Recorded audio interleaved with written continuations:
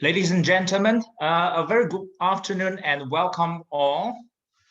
Thank you for joining us. My name is Yit Fei. I'm a member of Agora Society of Malaysia, and I will be the MC and the moderator of today's workshop. Now, it has been more than a year since the coronavirus SARS-CoV-2, a virus particle that is so much smaller than a human cell, that has brought the entire world to its knees. While the pandemic that we are experiencing now may not be as catastrophic as the Spanish flu in the 1980s or the Black Death in the 14th century, we have witnessed that countries which mishandle the spread of this disease have paid an insurmountable price. Uncontrolled spreads of the disease can easily strain the healthcare system of any country to its breaking point and drain its personnel at the front line, as well as the medical resources, such as beds, ICUs, respirators, PPEs, etc., as well as the labs, equipment, and testing kits. To date, more than 100 million people have been infected, and sadly, 2.5 million did not survive. For those of us who are lucky enough not to be infected by the disease, we are still greatly impacted by the interventions implemented by our government. Therefore, the development of a vaccine that is both safe and effective is absolutely critical to getting things under control again and our lives back to normal once again. Unfortunately, there has been a lot of controversies, misinformation, and disinformation surrounding the COVID-19 vaccines. And the trust on the vaccines within certain communities may also be an issue. Therefore, it is the objective of today's workshop that we can help the public to have a better understanding about the science behind the disease and as well as the vaccine. And hopefully through this, we get to clarify some of the doubts and dispel some misinformation and disinformation that is surrounding the vaccine issue. This workshop is made possible by both Agora Society of Malaysia and the People Health Forum. And I would like to take this opportunity to thank everyone who has helped make this event possible. Particularly, please join me and give a big thank you to both our speaker, Dr. Lim Chi Han, and our discussant, Dr. Jayakumar Divaraj today, to be so willingly lend us their time and expertise. Both our guests are no strangers to the public. Dr. Lim has training in biotechnology, immunology, and infection biology. And in his training, he had worked in HIV lab and also had studied Salmonella infection model. Currently, he's a senior researcher at the Third World Network on Health Policy, and he writes regularly on issues relating to health policies on the newspaper. Dr. Jayakumar is a medical doctor who is now attached to Kinta Medical Center in Ipoh. He was the MP for Sungai Siput from 2008 until 2018. He is also currently the chairperson of Parti Sosialis Malaysia and one of the conveners of People's Health Forum. Unfortunately, the chairperson of Agora is currently not in Malaysia. However, she would like to give a few words of welcome via a pre-recorded video. Can we have the video, please?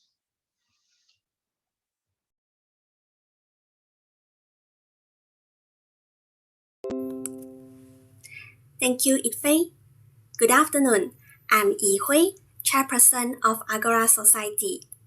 Sorry for not being able to appear in real time to say hi to all of you. So I record this video prior to the workshop. Agora Society is a network of public intellectuals, writers, and activists who believe in the principles of democracy and human rights. we aim to provide a public space for intellectual discussions and rational debates to promote common good and defend public interest. Agora series of workshops is one of our flagship programs aiming to empower the people with skills and knowledge to be informed citizens participating in public affairs, such as recent hot discussion about vaccination issue. I would like to take this opportunity to welcome you and thank you for participating in this workshop co-organized by Agora Society and the People's Health Forum. Today, we hope to provide information that will help you enhance knowledge and perspective about vaccines in a more scientific way. We are pleased to have Dr. Lim Ji-han as our main speaker today. Dr. Lim is one of our members who is well trained in infection biology and immunology. I should also like to express our appreciation to the People's Health Forum and Dr. Jayakumar, a practicing internal medicine specialist who would be the respondent to Dr. Lim today in this workshop. I'm very encouraged by the turnout despite the event only went public about a week ago. I hope that it will be a fruitful discussion on the science behind COVID-19 vaccines, which is highly relevant to the circumstances we are facing right now. We do hope in the end, you would be convinced and join the National Immunization Programme. Once again, thank you for joining us. Enjoy the workshop.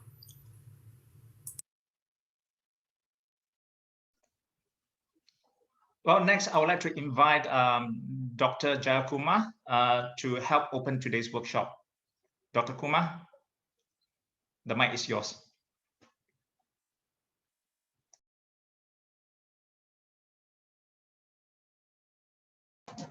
Okay, thank you, Yitfei. Hello, everyone. Good afternoon. Welcome to this workshop organized by Agora Society and the People's Health Forum. Actually, the People's Health Forum is a collection of 5 groups, including the Agora Society, where we believe that people's health should be put ahead of corporate interest. And that's why we formed this group to advocate on issues affecting people's health. And this workshop is focusing on a very important current issue, that of the different kinds of vaccines, the safety, the efficacy. And Dr. Lim Ji-han has prepared a whole set of information for you all.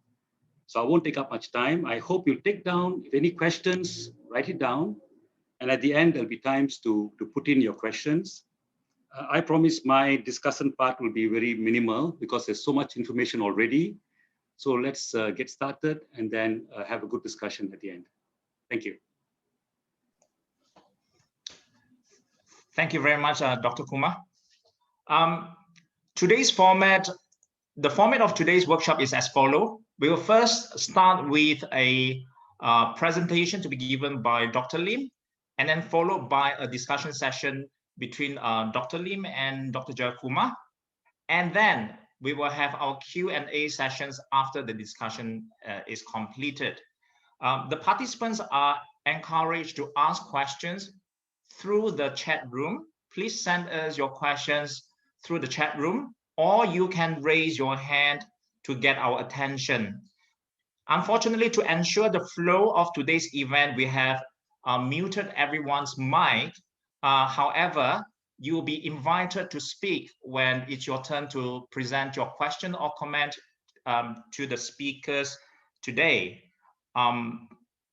Now, before we commence the workshop, can I invite everyone to switch on their camera because we are going to take a photo session, if you don't mind.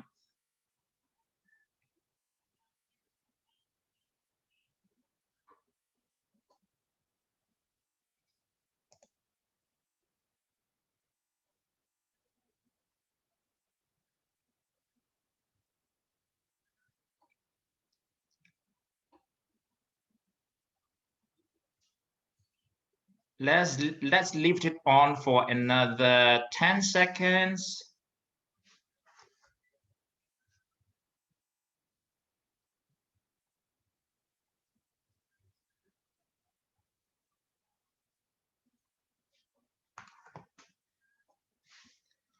All right. Thank you very much. Before we start, I also would like to know our audience a little bit. So I'm going to launch a poll to have some understanding of, to get to know all of you who are attending this workshop now.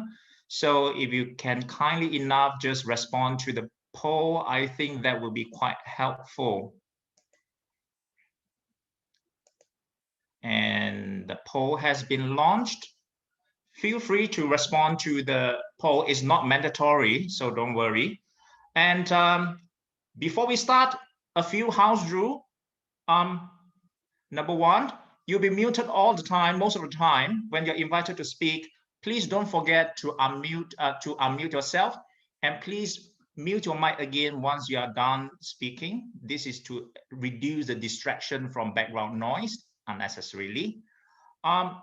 Secondly, please keep your questions and comments as short and precise as possible, preferably not more than 2 minutes each. And lastly, if you're talking about issues which are controversial or contentious, please observe a certain level of sensitivity and civility to promote healthy discussion and be respectful. With that, I will pass the mic to our presenter today and enjoy the talk. Jihan, the mic is yours.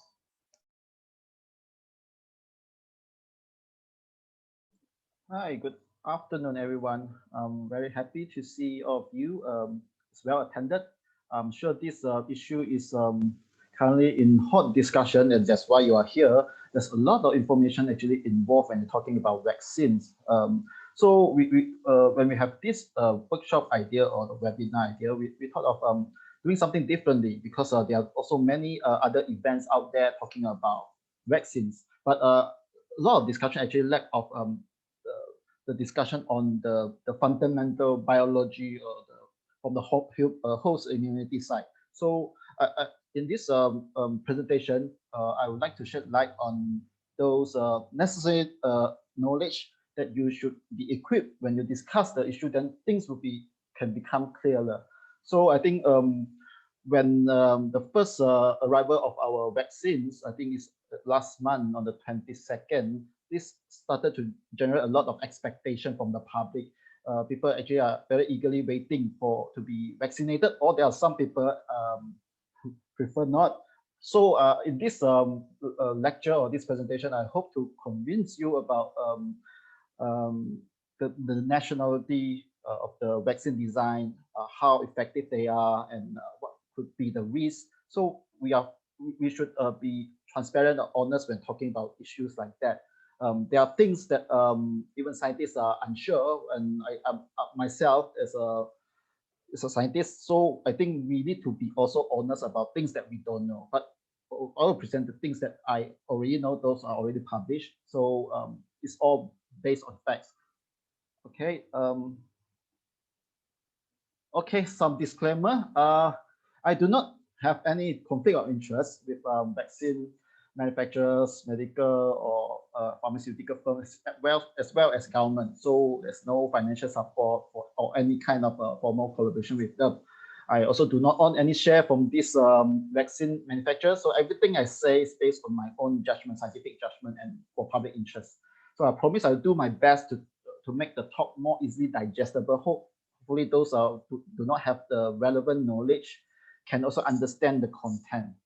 And this is the basic outline for today's talk. I'll first talk about the general trends of the global scenario right now. Very importantly, we need to understand how are the interaction between virus and the human host. I think this has some implication for the vaccine development and design later. And third, I will talk about the types of the vaccine and their rationale for the design and what is the current development status. And then we try to dissect what does it mean by the efficacy of the vaccines. So we should interpret the main result from those major vaccine candidates right now. And people should also understand what can vaccines protect you. There are 3 levels of protection, and a lot of people just boil down to whether they are efficient or not, the efficacy part. So what does it mean? So these two are actually linked together. And lastly, I'll talk about the challenge of vaccine efficacy. That is the emergence of the virus variants. And in the very last part, I'll talk about the National Immunization Programme, which most of you already very well aware of. Very quickly now, up to yesterday, the global situation is that we have this number. We have 118 millions of cases and about 2.6 million of deaths. But if you look at the trend, the peak is actually for the number of cases is actually on January 17. That was the peak, and then another peak for the death is on 22nd of January. So now we are in March. So after that, everything just seems like going downhill. So is it the worst already over? So is there something linked to the efficacy of vaccine, or it just that the governments have implemented very successfully and effectively their public health measures? But if you look at the region where are the caseload actually reduced, you can easily conclude that the main movers for all these cases and deaths actually from America and Europe. And you look at these two regions, the drop of the cases actually is by far significantly by these two regions. And if you look at the global vaccination pace, you can see that Israel is very forefront. Up to March 11, 2 days ago, they have over 100 of doses administered per 100 per people.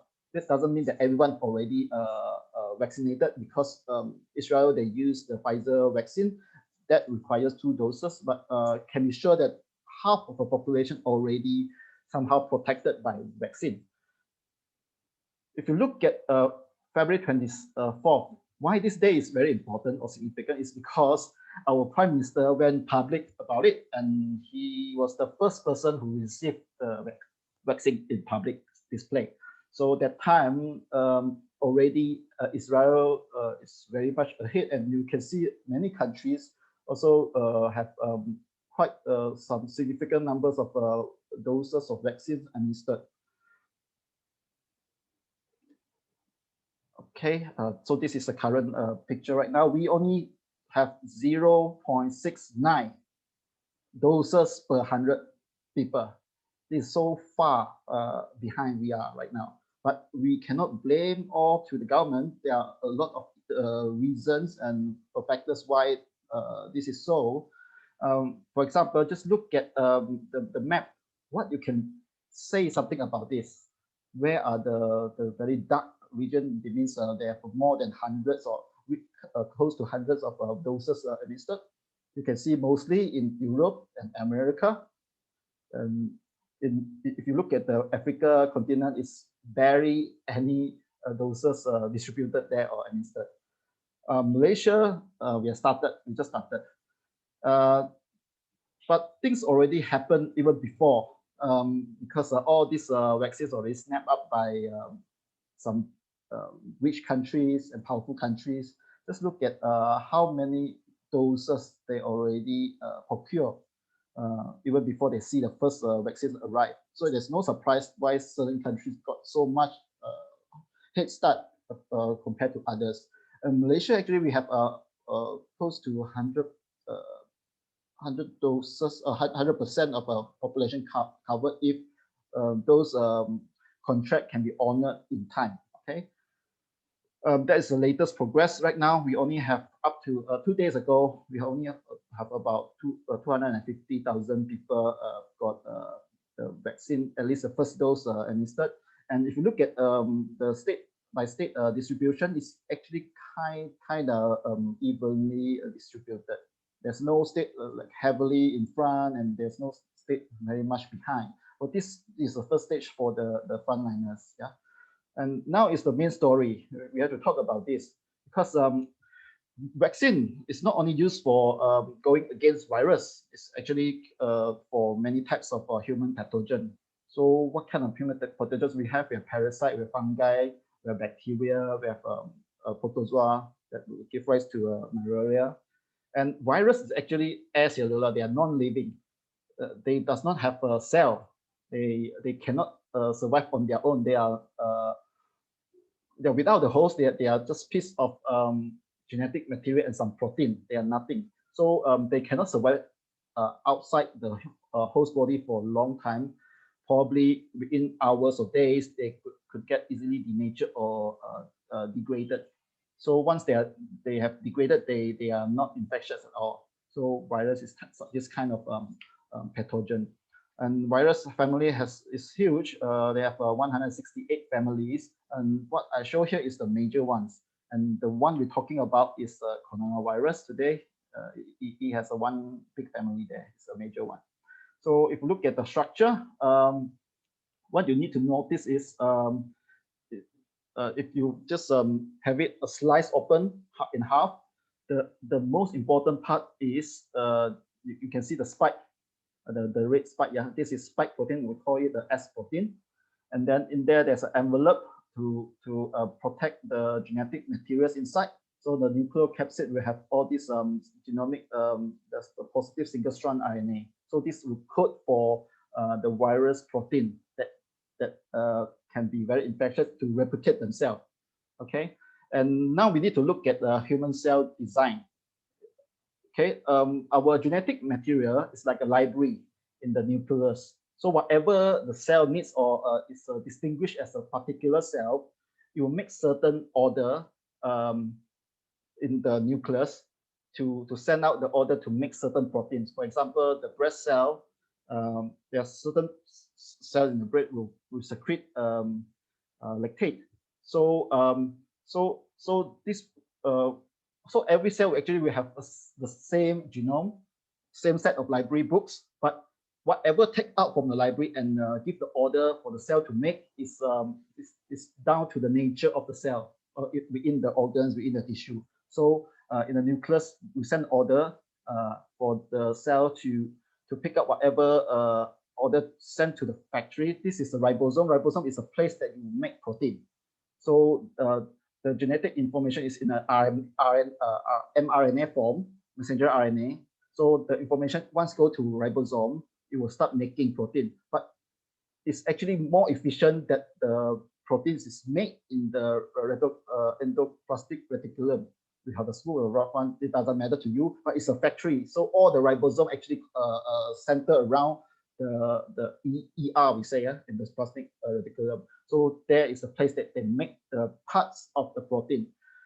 After they have made the parts, they need to assemble. That is the place where the Golgi apparatus is facilitate. So people, the Golgi apparatus actually assemble the proteins and then secrete out as a function. Like in pancreas, you have insulin made by the cells. So the cells in pancreas is definitely different to the muscle cell. So and the protein that they secrete and they make is also different. So later when talk about the virus infection, you will see the connection why I talk about this. And now we focus back to the invasion of the virus. Remember I talked to you about the S protein. Actually, it's they organize in the trimeric way. That means there are three sticks together. And you have to understand that how do they invade? The spike is like the key, and then there's a receptor called ACE2. That's like a doorknob. Once it fits in, actually it triggers the invasion, the engulfment of the virus. So that is how they actually got into human cell. And where are the cells that express the ACE2? A lot of the cells in our respiratory system, and there are some also in the some nerve cells also actually affected. One key features of that when you contracted with COVID-19, you will start losing taste and then smell. is because they also attack some of your nerve cell around the mucosa layer. So so there's a lot of cell actually express this SE2. That's why the virus can be potentially risky and dangerous, because once the cells got destroyed, you can face the consequences. So one thing I need to talk to you about is the RBD, the receptor binding domains. That is where the surface of the key got in touch with the receptor, the doorknob. It has to be precise, like key, you have to precise, then you can open the door. Yeah. So this is the area later we will scrutinize, because there are variants that have mutation heavily in the RBD. So that could make them actually escape from the immune surveillance and immune response. So if you look at, if you just put it in the 3D format, you will see actually it's like how the virus roll, because the size is so small, acting against the human cell. That's how actually they can go in. So the route of invasion is like this. The virus have intention to go in your cell, and then they release the genetic material to the nucleus, asking the cell, hijacking the cell factory to make their own protein. So they send, they transcribe the mRNA and then send to ribosome to make their own protein. And then they ask the Golgi apparatus to pack their own protein, and then they release. Of course, it's not just one. They could hijack the whole factory to make exclusive for them, and then actually burst up the whole factory. That's why the cell death, if a lot of your lung cell got damaged, that is where you got severe disease and probably cause death. So that's why it's very dangerous to let this happen if it's when uncontrolled. So why this the SARS-CoV-2 is so sneaky is that they are not actually very severe in terms of a high death rate. If you got infected with Ebola and MERS, your death rate is actually higher. But the mission for the virus actually is to disseminate, to spread to larger population, so they can also survive. Yeah. So if they so easily kill people, you can easily, based on the symptom, then you can isolate them. Then it's easily control this kind of virus spread. But for COVID, it's not that severe. It's true, but yeah. So we also have a lot of people asymptomatic. That's why it's hard to control. Yeah. And I need to talk to you about innate immunity, because surely someone will also tell you that we ourselves have our natural immunity. Why do we need vaccine? That's only partially true that we have innate immunity. But what do these cells do actually? No matter it's virus or vaccine, those are the foreign substance, the intruders to our system, and our cell will actually recognize them. We have a monocyte and macrophage to act as like a patrolling officer to find any foreign substance, and they will engulf it and splice it. Dendritic cells also do the same. So they're actually trying to differentiate what is self, what is foreign.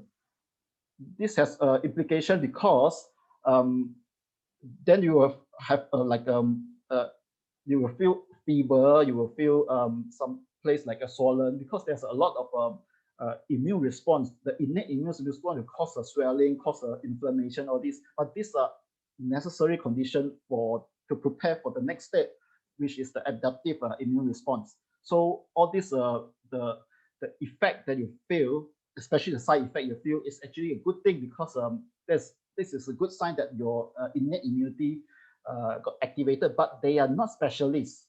So if you rely on natural immunity, there's a lot of very potent pathogen you cannot actually overcome. That's why the innate cells actually will present the pathogen to the specialist.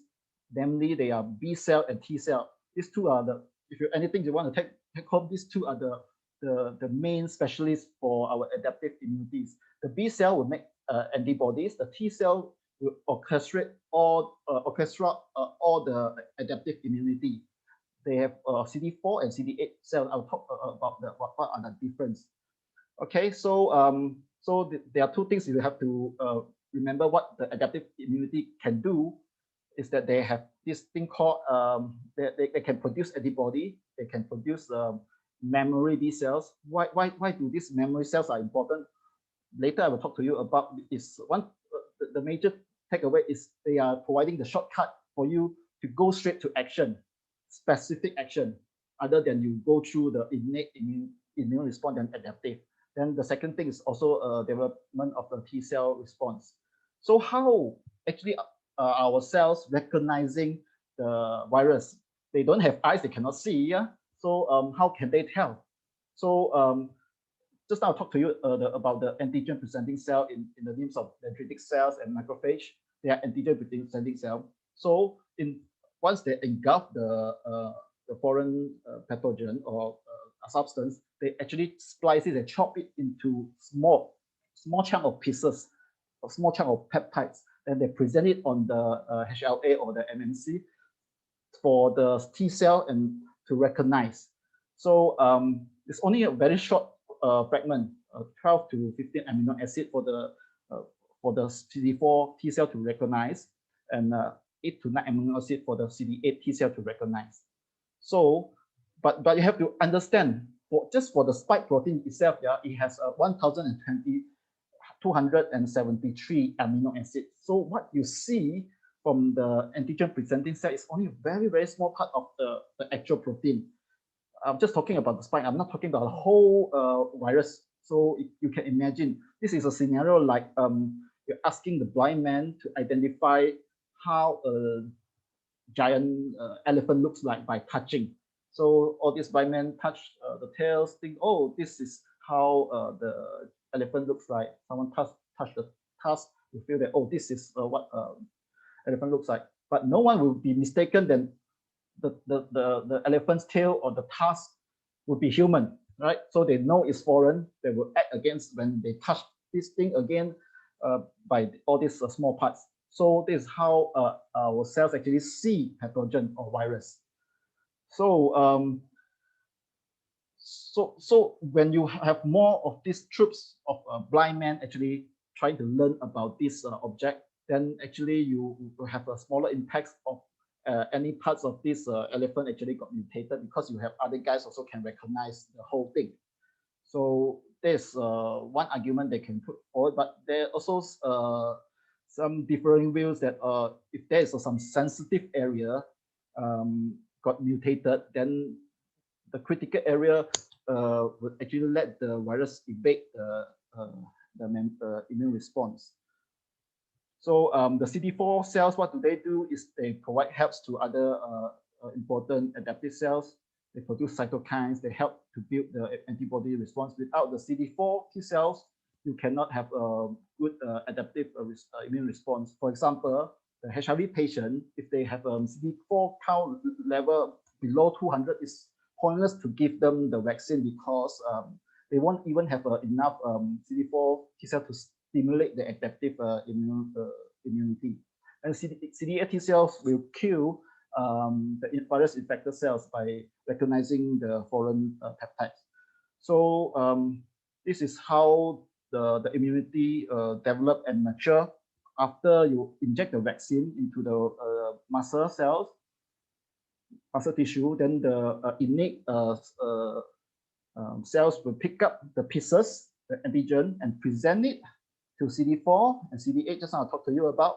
And the CD4 will stimulate the B cells to make the antibody. Antibody is this the Y-shaped things that they can secrete into the body.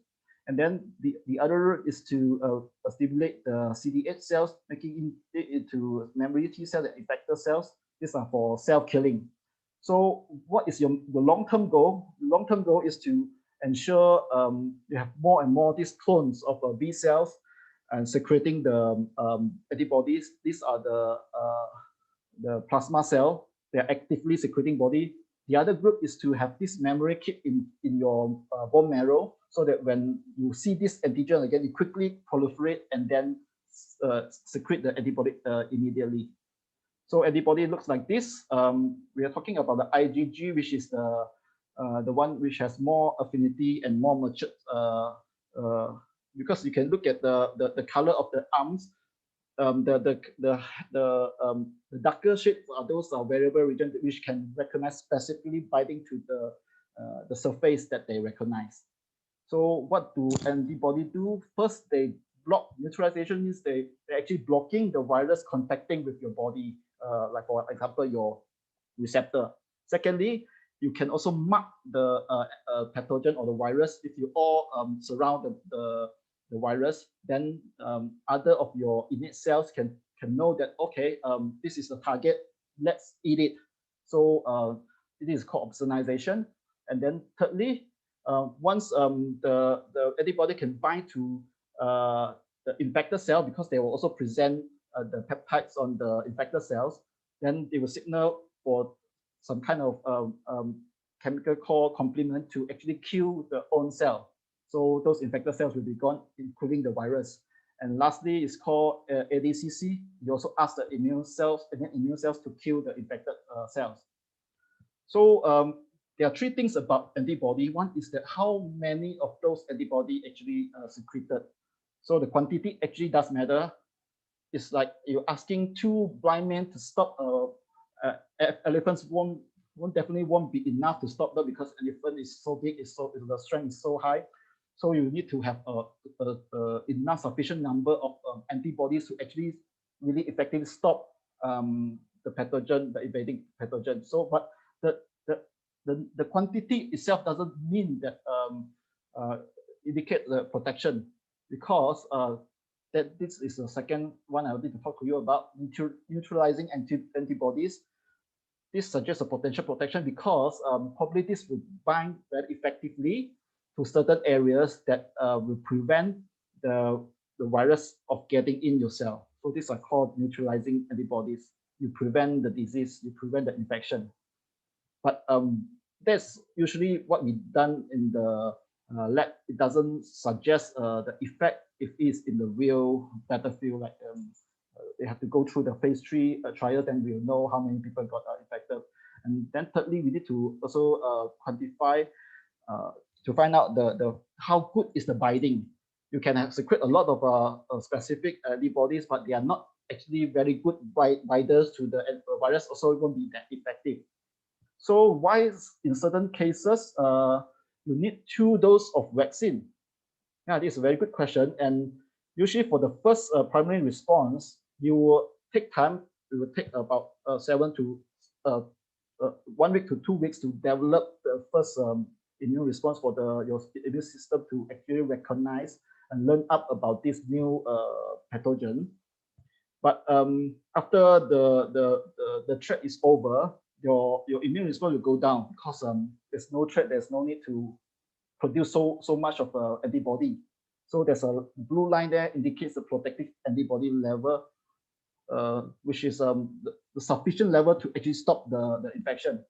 So when it goes down, when you're next time exposed to a pathogen, if you didn't have the second vaccination before, you actually will take time to actually to get the secondary immune response.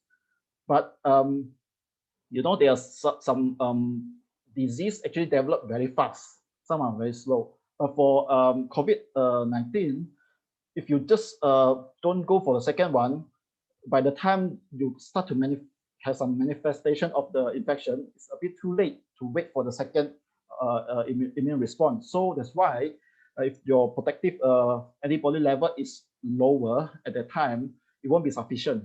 So that's why it's always not good to go for the second dose to ensure you reach above the protective antibody level. Of course, there are some vaccines that are so effective, within 1 dose you can reach the protective antibody level, even you level down, but it's always above the level, the sufficient level. Okay. Yeah, this I already talked to you about. The first one people usually call a priming, and then you need a booster, because you need to boost it to a higher quality of your antibody. A higher titer and better quality means the recognition and then the binding is more tight. So it takes another dose to actually to reach that. Why you need the memory B cells? Because you see the graphic behind, and then the memory B cells, and this line actually indicates a shortcut. If you have a memory B cells, you actually directly goes to producing antibodies. You do not have to go through the antigen presentation and then activate this cell and then that cell. It takes it provides a shortcut directly to produce antibodies, and then you have the more memory B cell got replicated. So it's a good strategies to have a vaccine boost, to have more memory B cells so that you are protective. So about the vaccine types and design, this is what I want to talk to you about. We know that anti-vaxxers got their campaign, especially when the Andrew Wakefield's associate the MMR vaccine to autism, and all this got a lot of people worried about vaccines. Actually, this campaign actually gaining a lot of ground even before COVID-19. And that's why you compare global situation and Malaysia. Malaysia got quite good vaccine coverage for many other important diseases. Those are vaccine preventable diseases. We got actually quite good protection and coverage. Besides measles, that's why we have some problems with some random occurrence of measles infection. Actually, vaccines is a success story. Because you never lived in the past, you don't know the time that a lot of scary infections actually cause a lot of lives and injury and disability to people. And once the invention of a vaccine, you can see in UK there are a lot of cases go down significantly. That actually confer protective effects. Though not all diseases we can find the vaccines. For example, HIV has been particularly difficult because HIV can integrate some of their genetic materials into our genome. So that's very hard to undo. And now we talk about vaccine types. These are the major types, but I think we'll talk mainly about 4 categories later. We dissect it. The first one I would like to talk to you about is the live attenuated vaccine. But the current phase 3 trials for the COVID-19 vaccines, none of it actually from this one, because although it's a success story, because the first vaccine actually invented and found is the smallpox. And we know there are other kind of diseases also. We use this live attenuated vaccine to deal with. What do they do? Actually, those are the non-actively replicated live virus. They are live, yeah, but they are very restricted. But still, they can infect you, but in a very mild way. So this is a most traditional technology, very effective in stimulating the immune system because they are the live one and induce a very strong persistent immune memory. But the downside is particularly important to note because these are major biosafety risks because these are live viruses. They can cause damage. So the storage and handling also needs carefully observed procedures. There could be a significant side effects because if it is given to immunocompromised individuals because their immune system is so compromised. So even the live attenuated virus can cause them problems. Now, if you look at the inactivated vaccine, means the live virus, you kill it, you inactivate using chemicals or heat. So this won't be able to replicate themselves because they're already dead. But you have to know that this is also one of the traditional technology has been used for a very long time. It's definitely safer and more stable because it's already killed. They can't cause you any kind of other troubles. They also can elicit immune response direct to the antigens. So if you have this inactivated vaccines, it's not just the spike our immune system can recognize. It's actually the whole thing, including the nucleocapsid, including envelope, including a lot of other proteins inside the cell. You also can recognize. So this is one big plus for having this vaccine. Because later you will know for other vaccine design, they concentrate just on the spike. Okay, but the cons also quite concerning because this is a very deaf virus. It's not exciting for the immune system. It needs some kind of stimulant like adjuvants to actually boost the danger signals to our innate immune system to actually respond. They don't take it as just normal other protein like what you have in your food, things like that. It's a serious threat. So you have to inject some stimulant in the means of adjuvant. So if you have this vaccine, it also usually comes with a very high amount of a vaccine to inoculate because of the weak response. They have to compensate. They have to increase the amount to generate more response. So otherwise, your immune memory will be very short against this vaccine. So that means it's safe, but it will take more of the load to actually create a strong response. The third one I want to talk to you about is the protein subunits. So you can also manufacture just the spike proteins to inject to your body. So because this is also it's not a living virus, so you need some kind of adjuvants, then you can create enough response. Either you ask the tissue culture to make the proteins, or you can ask a plant. Even there's a plant, the company is called Medicago. They use a tobacco plant actually to produce the spike protein in like the round shape. So hope that our immune system can actually recognize the spike. This one, mRNA-based vaccine, is also very much talked about vaccine because the current vaccine that we have is from Pfizer. What do they do? So they extract the mRNA, which can code for the spike.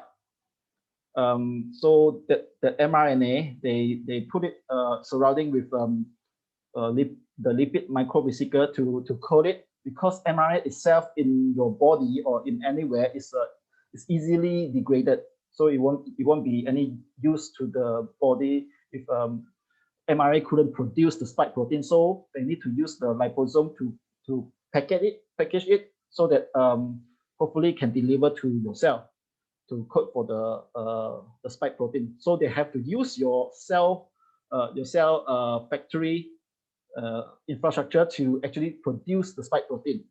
This is different to the previous one I talked to you about, because the proteins is already made. You inject to the person and let the immune system to recognize. This one is different.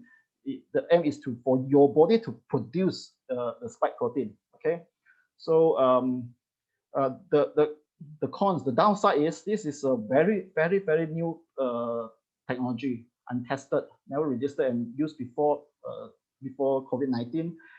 The one that I came to know about when I studied immunology was very long ago, but they actually do it ex vivo. That means they take out your innate cells, they actually put the naked mRNA or the DNA into the cell, and then they transfer back to the body. That one is so tedious, and it so doesn't work because there are some issues about unused or floating DNA. This could be quite toxic if you don't do it well or filter well. So that's why the technology to package the mRNA in the liposome is fairly new. I think it's 2015 only they start to have this design. So it's 6 years ago. It needs a extremely low temperature because this mRNA is unstable. But although I think some of you already know that Pfizer also apply for this product to be used in a higher temperature, not extremely low, -20. Now also can, but they haven't registered with our MPRA yet on this condition.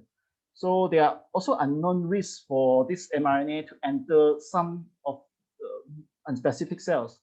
Although it injected to your muscle, when it goes to the bloodstream, it can go actually anywhere. Once it enters the wrong cell and asking the cell to produce the virus proteins, spike proteins, it could be damaging because the immune system will recognize the cells as infected cells, therefore have to do something, probably have to kill your own cell. So that worries about the autoimmune damages actually come about. so far, there's no concrete evidence saying this is a very big risk, because it's not that well studied yet, because it's fairly new. But this is an unknown risk. I think it's possible to happen, because we just can't control where the liposome bring the mRNA whereabout in your body.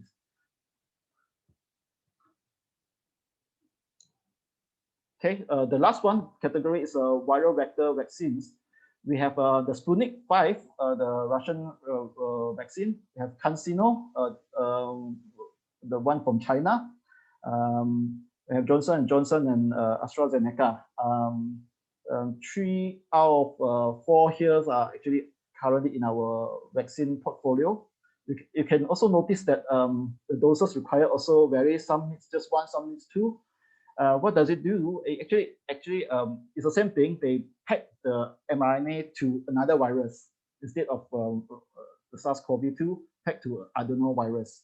So they exploit others' virus ability to infect, to deliver the mRNA. So that also seems like a mRNA vaccine, asking your cell to produce something foreign, so that for your own immune response to recognize as something foreign. So yeah, and another good thing, strong point, I don't know whether good or not, this virus could have limited replication, so that can further stimulate your immune response. So it's not just one shot, one off, you inject protein subunits and then got degraded and settled, it's done. But this virus can have some limited replication and stay for longer. And the cons is it could develop some pre-existing immunity against the virus vector, not the SARS-CoV-2, it's the adenovirus. So that when you do the boosters vaccine, then your immune response actually got misguided to target the adenovirus instead of the SARS-CoV. This is something that you don't want, and also will reduce the efficacy of your second dose. That's why if you look at the Russian vaccine design, although it has two doses, actually the second one they use another type of adenovirus, so that can somehow avoid this problem of being recognized. So so the safety of viral vector also concerned, because these are the living virus, they can do some limited replication. So for immunocompromised person, you must take note. So there are many actually in the phase 2 currently 22 candidates, and what I list here are the leading vaccines. Many familiar names probably you can already know about.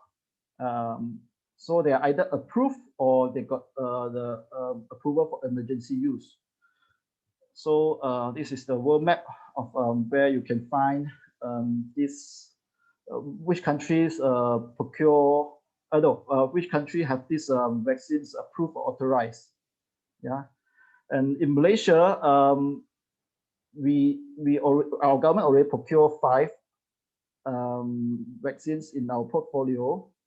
So far, Pfizer's one and then Sinovac's one got delivered. Although the Sinovac's one not yet administered in our country. We have about 110 coverage in this country, so it should be enough if all this order could arrive in time. Yeah, so it's the only vaccine which require 1 dose is a CanSino, which use the viral vector. And why it could be so fast? Traditional vaccine development will take multi-years, because you need a careful 3-phase of clinical studies. I will talk to you about what are those clinical trials. And after you've done the phase 3, only you produce. So in the pandemic vaccine development, actually everything cut short. Once you in the second phase already some already started to seek for manufacturers to scale up the production, so that when it's ready, you get the license and the approval and straight away into action. So this cut down a lot of time, but you also carry a lot of risk, because you wouldn't know the long-term effect, the protective effect of your vaccine, because when you cut short, so there's some uncertainties about it. So the preclinical studies, you just evaluate the vaccine candidate, do a lot of basic science, use animal models, and phase 1 there's a time you actually recruit some healthy individuals in the small numbers, in 10s or 20s, just to do some dosing. So which dose of the vaccine is create less side effect and make sure it's safe. So this is the first phase for safety reason. Second phase is for to measure whether you got enough immune response. So you study about the neutralizing titers. You also start to enroll patients or the individuals with differing characteristics. So this is like a mini phase 3.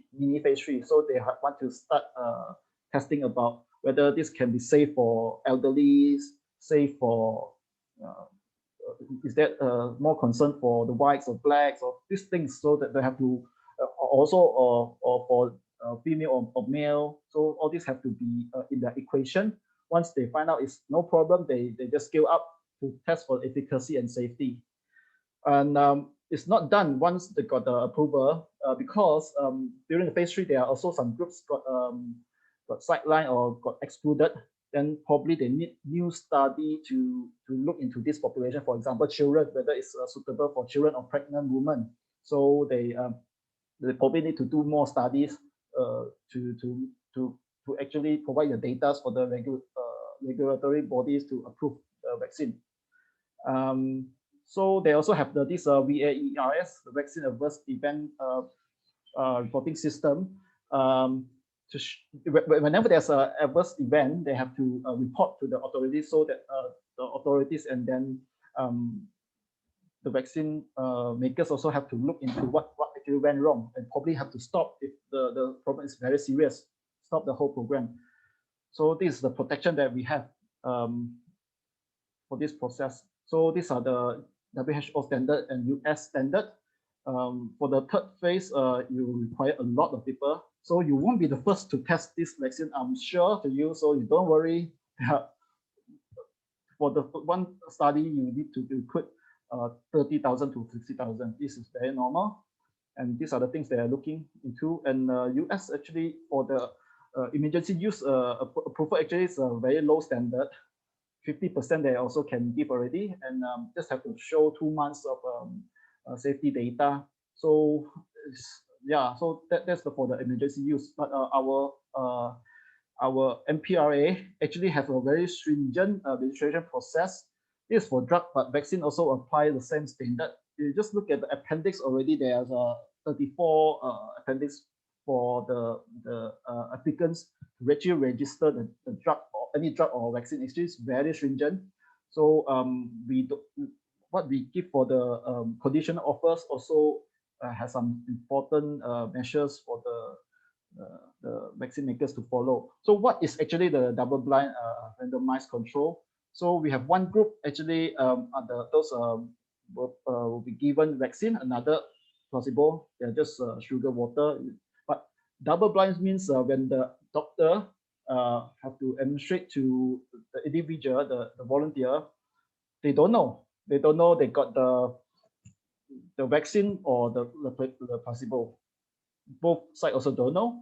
But when you look at the design, at first they access for the eligibility. That means there are some groups already got excluded. For example, children, pregnant women, some with certain disease conditions, they already exclude. So whatever you see, you have to look at the kind of intervention, whether they follow up, they analyze the sample or not. So this would actually give rise to very different results. So how to interpret? So what was included and excluded? At first, they will firstly focus on the healthy individuals with no comorbidity, and if they have to admit HIV patient, then have to show that those are already well controlled, have enough of CD4 to stimulate the immune response. And a lot of data gaps. It's not that the vaccines are not safe for kids or pregnant women or breastfeeding women, but at that time when they do this first phase 3 clinical trials, they don't have data. So when the authorities don't have data, they can't advise these other groups to take. But as vaccines got administered in many other countries and more evidence gather, then the authority actually start giving conditional approval for certain groups to actually get vaccinated. So this is in the news, in the report, you see for various major vaccine, the efficacy rates can differ from 50 up to 95. And if you give a different dosage, for example, AstraZeneca, if you give a half or full, also you have different result. So this shows actually very complicated to tell you what the number actually means. If you look at the Johnson & Johnson, it varies, you see 66 for the overall global studies. If you look to South Africa and US, it has it's kind of significant difference between these two countries. And I explained to you, okay, so the efficacy is like this. The placebo group actually set the benchmark, the standard. So for a given time, how many of the volunteers got infected compared to the vaccinated group.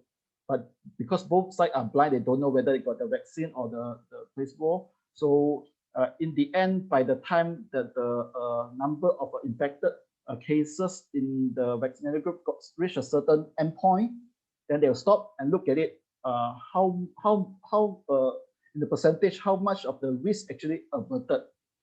That means even within the vaccinated group, you are possibly got infected. One thing is about infected, that is easily checked by the PCR, swab, all this.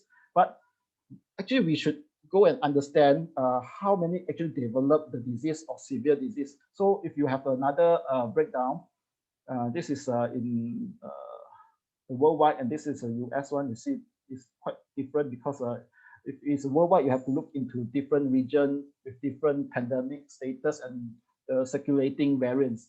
If you look to the severe cases, actually, it's got severely averted the risk because not many with the vaccine you can develop severe diseases. So what are the factors that actually impact the vaccine efficacies? Are the circulating variants? What are they? Are they more serious or powerful new variants emerging? Or the host characteristic means if the person are in a high risk group, for example, they are frontliners, they're getting in touch with patients, to people with a high risk of getting infected, that will increase their risk of getting infected even they are vaccinated, because the threshold is low. Yeah. So the endpoint definition is also important. How long you allow this study to be looked at. So this will also impact. So one thing is about efficacy. Another thing is disease severity. So we should also not forget to look into disease severity. It could be from asymptomatic to very severe disease to death. So so you don't just focus on efficacy. You have to ask, okay, even of those vaccinated got infected, what kind of a characteristic of the infection.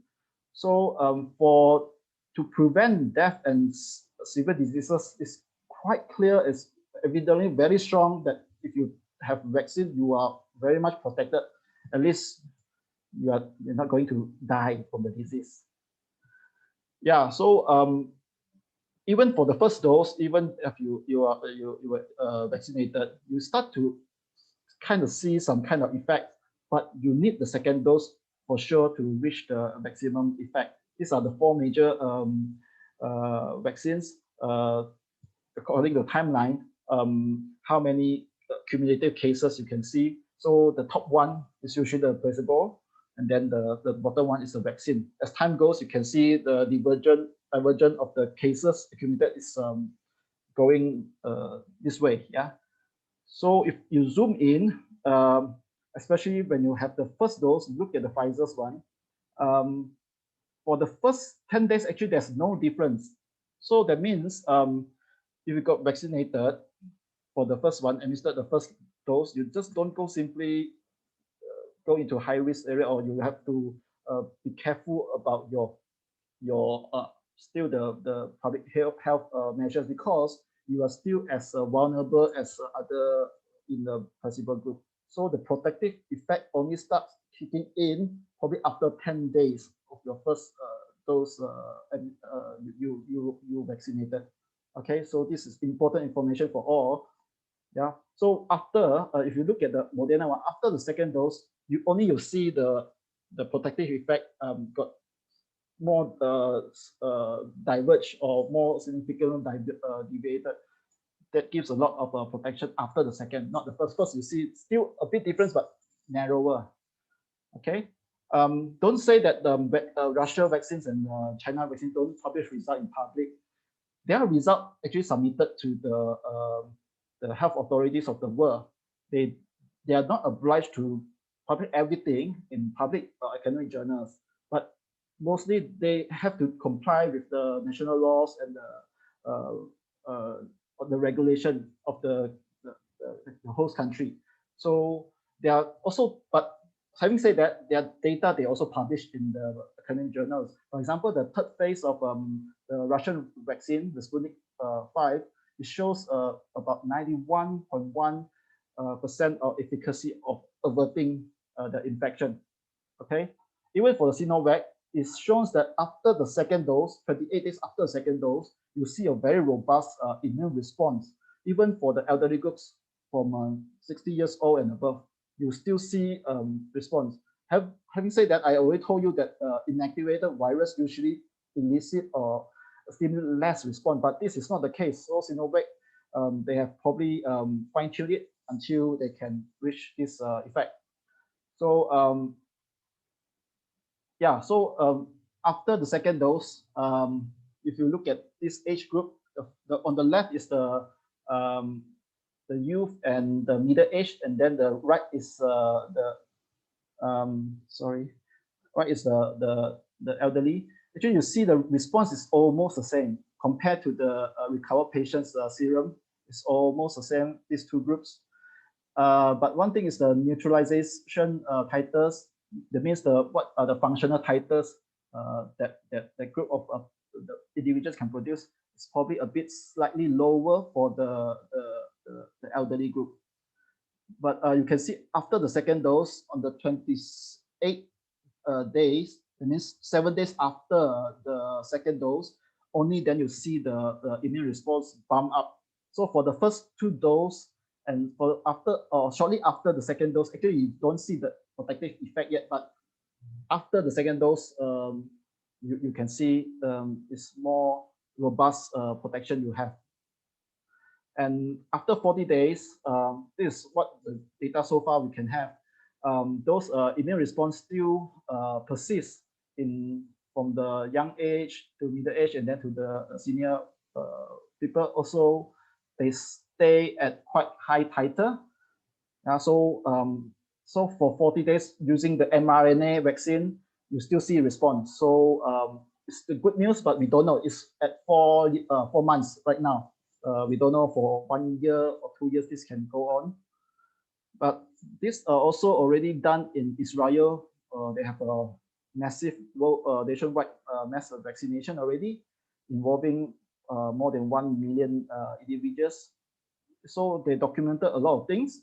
So it says that after 7 days of second dose, you can have 92% of the risk averted for infection, 94% for symptomatic illness, and averted 87% of hospitalization and 92% for severe disease. And actually, there's not many deaths because it says that this result will only show up when there's more than 10. So that for 1 million of cases they study, not even 10 they can detect from death. But death, you also have to understand, there's also nature death rate in the society. Someone can die for specific reasons. So it's not always down to vaccination or not. So these are the side effects if you worry about. This is for the Moderna, the mRNA virus. For the first dose, usually you expect less. And second dose, you expect more side effect. Why? Because you get a faster response and more vigorous response for the second dose. But The thing is, for severe reaction, indicated by the orange part, is usually for the higher dose of the vaccine, which they actually take it out. They only use 100 microgram later on. So that is how they optimize of what dose they should give to the individuals. So that means no need to be very worried, because definitely you will get some swelling, pain. Probably you will get a bit fatigue, or it's hard to move your arms. But this is very, very natural, or because if you got other vaccination, you also feel something like that. Yeah. So this is the Singapore advice on who actually can receive vaccination. Beside the three groups they mentioned, first is with a history, personal history of anaphylaxis. That means a very life-threatening sudden reaction, allergic reaction to drugs. If you have that history, you really have to talk to the doctors or the person in charge. If you have severely weakened immune system, for example, HIV patients, for certain reason, you also have this very weakened immune system, you should not take it, because it could have a certain undesirable effect to you, or your immune system cannot learn up the vaccine, so you cannot stimulate the response. So it's no point. And then the third one is if you have very low platelet count, that prevents some more injuries to you. But other than that, if you have some allergy to, skin allergy to certain things, all this will be safe. But our MOH currently require you to be there for 30 minutes. They observe you, because most of a very severe reaction can be observed within 15 minutes. That's standard. A lot, probably 85% of cases I read. If you have any very strong adverse events, usually within the first 15 minutes. So don't worry. If you have any question, you go ask your doctor before you register for your vaccination. And then 3 levels of protection, I'll go through quickly. So it's ideally we should get protected for even got infected. So that would be the best vaccination protective effect. So you don't even get infected. But if you go one level down, you could get infected, but you got very reduced symptoms. So it's not that serious. Probably it's also just asymptomatic.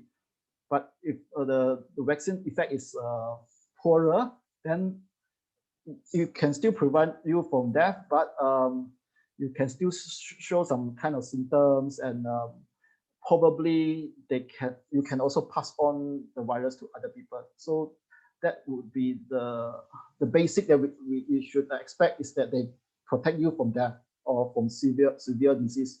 But we hope for the best is that they also prevent you from getting infected at all. So why does it happen? Because why certain people got infected or not? A lot of questions have to go back to yourself, whether you in your body, in your own immunity, can produce the kind of protective antibody level or not, because everyone's immunity is different. Yeah. So when your protective antibody fall below a certain level, you won't have enough response to actually cut the infection. So that's why you got infected. And there are results showing that it's 100% preventable. I mean, for the death and then the severe disease. So so the mRNA vaccine already proved that it's very effective. And if you ask whether it can cut or reduce the asymptomatic transmission, in Cambridge study, it also shows that for those frontliners, actually, after the first dose only, they got vaccinated. After fewer than 12 days after vaccination, or more than 12 days, you can see, compared to the unvaccinated one, you still see some protective effect, even just on whether you got infected or not. So it shows that actually it does have some effect on curbing the asymptomatic infection. And whether you get reinfected is also possible, even though you already got exposed first time, but it's very rare. So for also this study is done in UK, the University of Cambridge, Hospital University of Cambridge. So there are a group of 1,265 seropositive, means they already exposed to the virus before. For that period of observation, there are 2 actually come back with a PCR positive result, but they are asymptomatic. If you go to look at the whether they are symptomatic or not, none of them got symptoms, even though they got reinfected again. So that means if you are recovered patients, it's a very good chance you already have that kind of protection. Probably not enough to get reinfected, to prevent reinfection, but probably can prevent you from severe disease. That's why I think whether, if you want to ask me whether if you are already you used to be infected, whether you should still take vaccination, I still advise. I still think that it's a good thing that you take the vaccine, because it give you the boost. So herd immunity is very important. If there's no vaccination, then in the end, probably everyone will get infected. And if it's lower than certain threshold, so we don't have the herd protective effect, then you'll see even with one infected person, it can spread to a lot of other susceptible person other than those vaccinated. This is also the scenario that we don't want. And it's best that even, there are some people in the population, they couldn't get vaccinated because of certain condition. For example, they are very much immunocompromised. So you need to protect these people, even though they are not vaccinated, because it's not their fault for not getting the vaccine, because they are not suitable. So if everyone got vaccinated, then we have this herd protection, then the virus can't spread to this 5 blue guy there. Okay. So if the vaccine with higher efficacy, then probably we need lower coverage. We are not sure, but our government still aim for 80%. So allow me for another 10 minutes, 5 minutes. Okay. Sorry for the long one, but I want to talk to you about the biggest challenge right now, because there's emergence of other variants of SARS-CoV. So this D614G actually happened, I think it's before May last year. I think shortly we got the second wave. The world already transitioned to these new types of the virus, which is say more infectious. And now we have the concern in UK. The B117 is already in Malaysia, imported case. South Africa variants and Brazilian variants. These are very actively replicated virus right now. It's a very big concern. Why?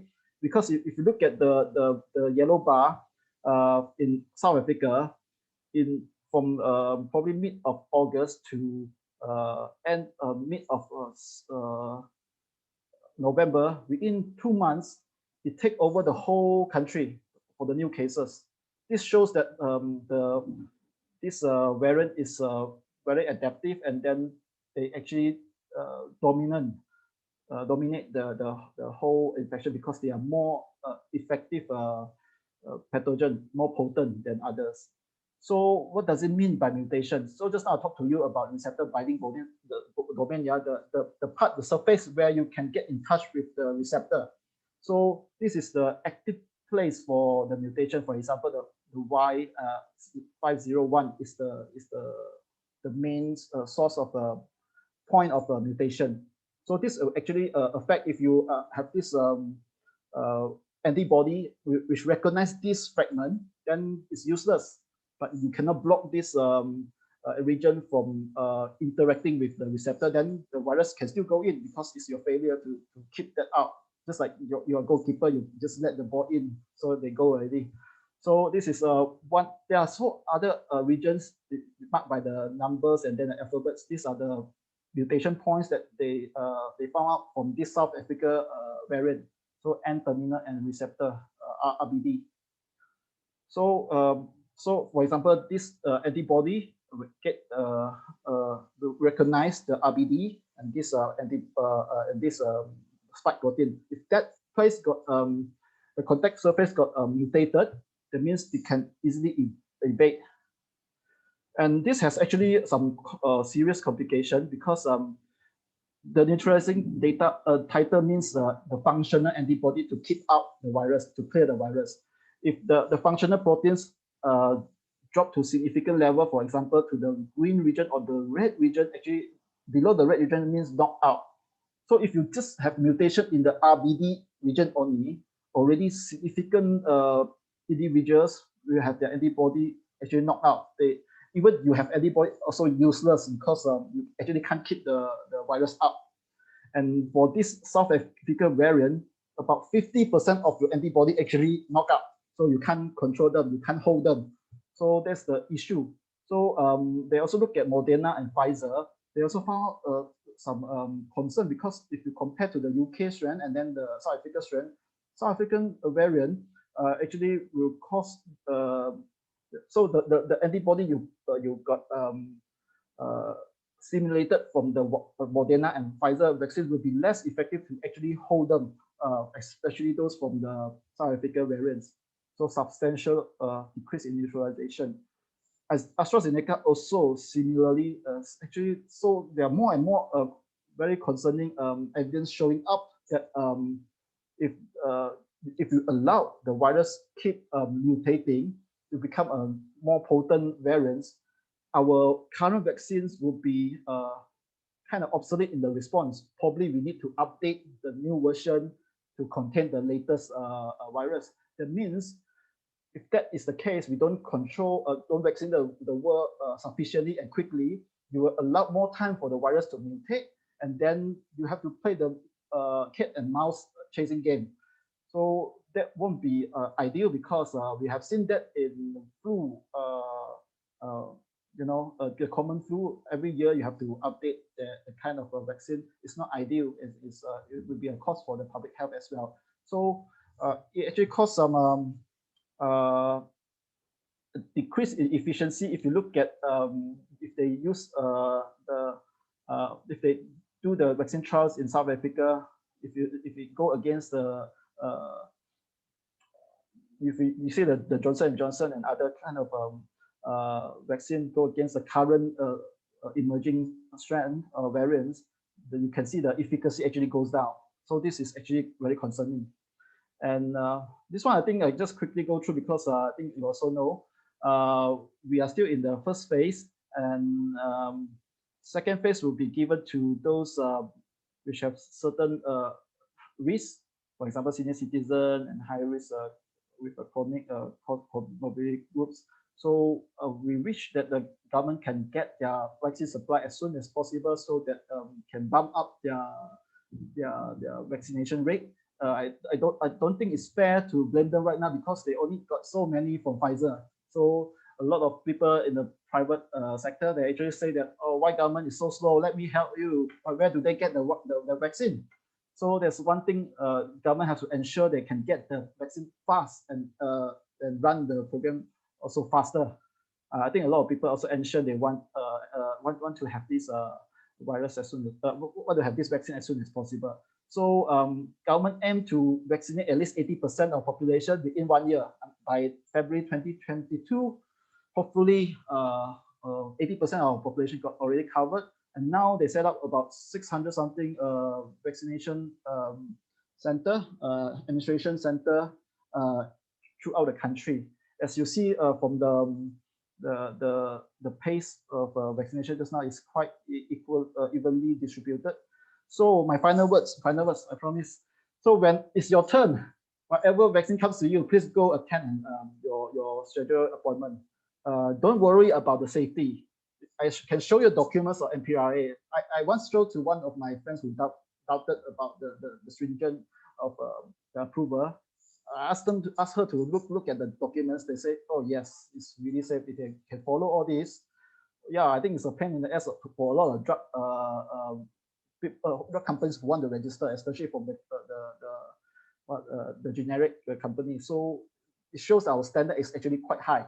So whatever they approve, you should feel safe. Okay, I cannot guarantee, but always got risk. But the risk of a side effect could not outweigh the possible harm brought by the COVID-19. Government already will take care of you if there's any event of adverse event, to take care of your condition. Okay, so that's why they ask you to stay there for 30 minutes. You comply because anything happen usually is within the time frame. And lastly, I want to everyone after listening to me to discuss the issue based on the credible information and objective data. Just don't not simply share any news without thinking, because what if you do that, you will confuse yourself and also will mislead other people. So these are my words, and I really thank you for listening. Hopefully you are still there. Thank you, Chi-Han. Yes, we are there, very much awake, and thank you so much for such comprehensive presentation. It covers a lot of areas that we're interested to know. Now, before we invite Dr. Kumar to respond to the presentation, I would like to invite the participants to raise and encourage everyone to raise more questions. However, just a reminder that please do not take today's presentation as your personal medical consultation. Yeah, that's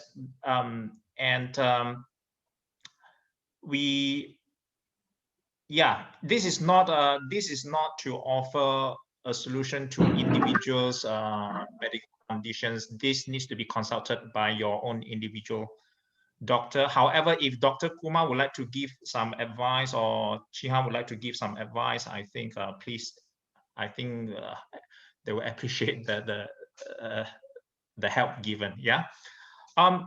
Without further ado, now I would like to invite Dr. Kumar. Please give your thought on the presentation that Chi-Han has given just now. The floor is yours, Dr. Kumar. Okay, thank you, Itfei. Okay, I'll try and keep this very short because there's not much time for people to ask questions. I just want to bring up maybe 4 points. One is people sometimes ask, why do we need the vaccine in the first place? Because you're talking about 2.6 million deaths out of 118 million cases.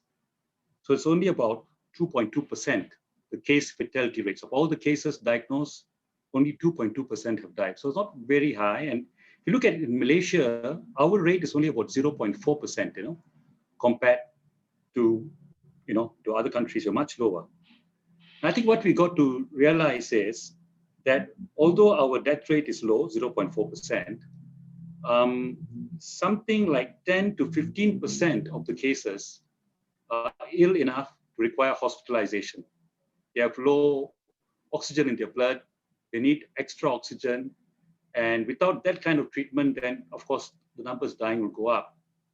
And these people who've got to go to hospital, 10 to 15%, some of them stay in hospital for 10 days, some need to stay there for a month, So when you have a rate of transmission of this virus, if you have rate of transmission to other people of between 3 and 4, with the incubation period of 5 days, so you go for 100 cases on day 1 to 300 cases on day 6, to times 3 again, 900 cases on day 11, and then 2,700 on day 16 or 17.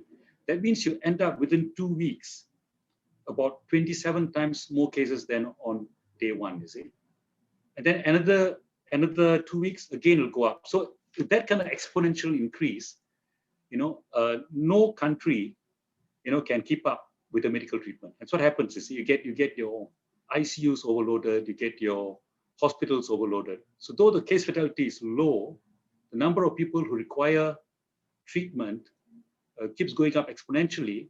So we need to go into the MCO, right? We need to go and have the lockdowns, and then the lockdowns cause another set of problems, right? So many people have difficulty earning a living.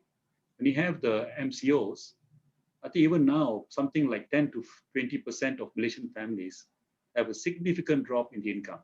The small petty traders, the people who are daily paid, the people who help out as contract workers, the peoples in the aviation sector, the hotel sector, about 20% almost, And so they are hurting, the government has given them some things, but so the thing is, both for, for the epidemic, If not controlled, causes hospitals to be overloaded, and it causes economic problems. So that brings us to the vaccine. We need a vaccine. I mean, there's no doubt about it. We need a vaccine. The vaccine is required. That's the only way out of this problem. Otherwise, to wait for herd immunity is going to take so long. So we need the vaccine. That's one point.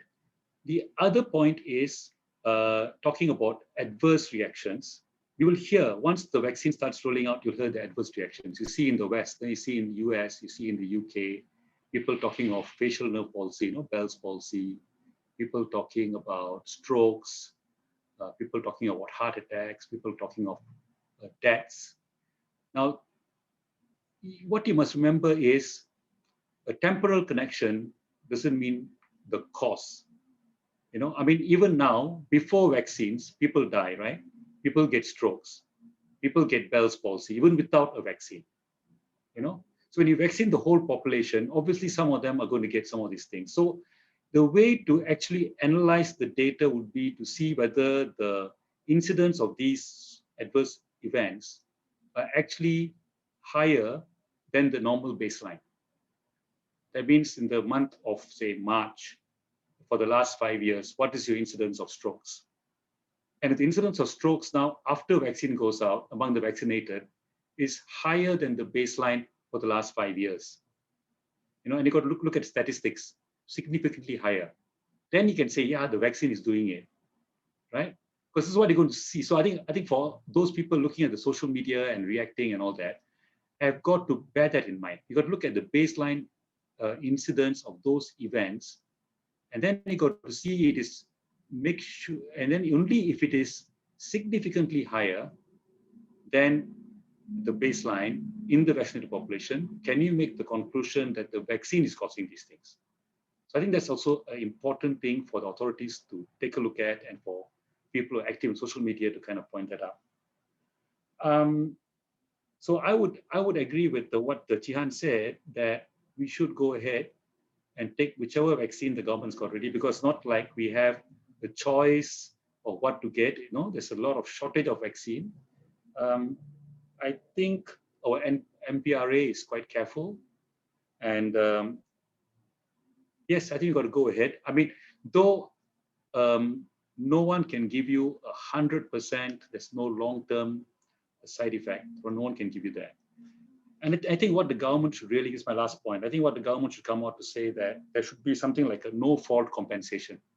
If anyone gets a bad adverse reaction in the first month after vaccination, whether or not it's proven to be the vaccine caused, the government steps in and gives some kind of compensation, whether it's a death benefit or the person is really impaired, some kind of, disability pension, without having to say the vaccine caused it.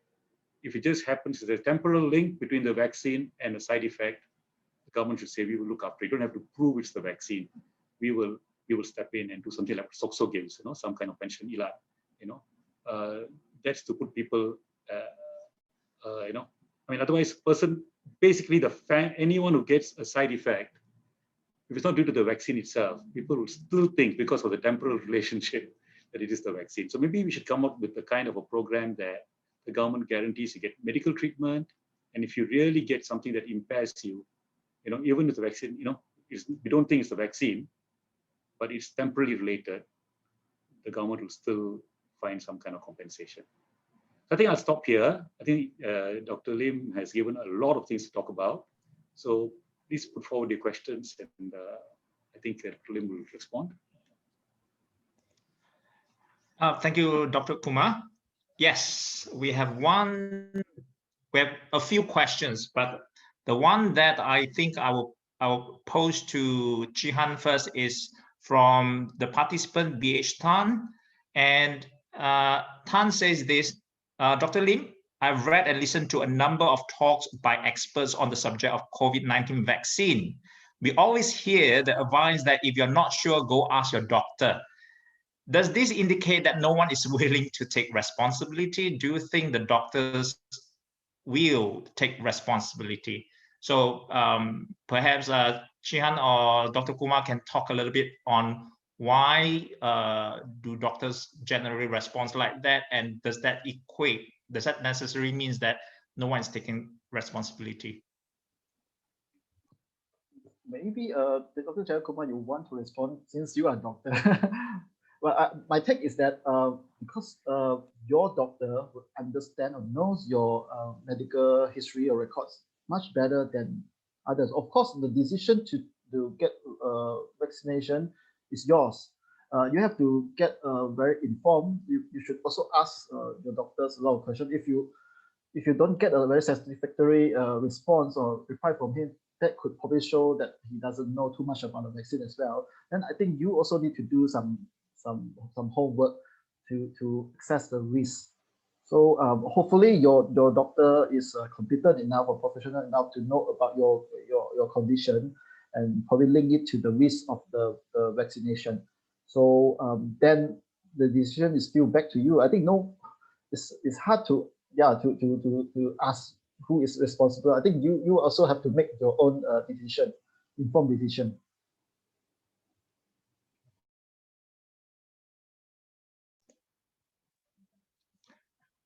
Dr. Kumar, would you like to respond to this question, please? Yeah, I think what Dr. Lim said, Jian said is true. Your doctor would know you better. I mean, you got to take a proper history and see what is the risk factor concerned. I think as far as allergies go, I think allergies that have that causes swelling, swelling of the lips, of the eyes, and all that are more dangerous. People who have those kinds of allergies, of course, those who have had anaphylaxis before, that means they have a severe asthmatic attack and your BP drops. Those kind of people are at risk for the RNA vaccines. So you actually have got to go and see a doctor, give the whole allergic history. You've got to take the whole history before making a decision. I think the other group that you also would have to think about are those who are the older people who are frail, people who are really bedridden and who have other health problems, whose vital organs are very borderline.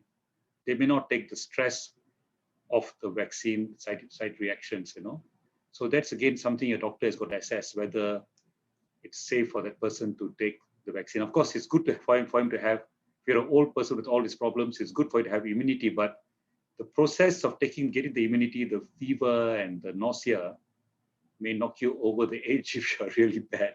So your doctor has got to assess, can this guy take and in fact, and a thing like that. So I think these are things that the doctor who can examine you and see your condition can give you the answer, and not something that you can do online, you see.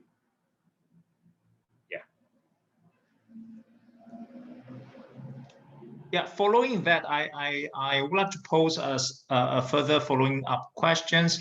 I think to some extent, it has got to do with the accessibility of scientific information or medical information to the public. And that's one issue. And the second thing is, even if these informations are made accessible,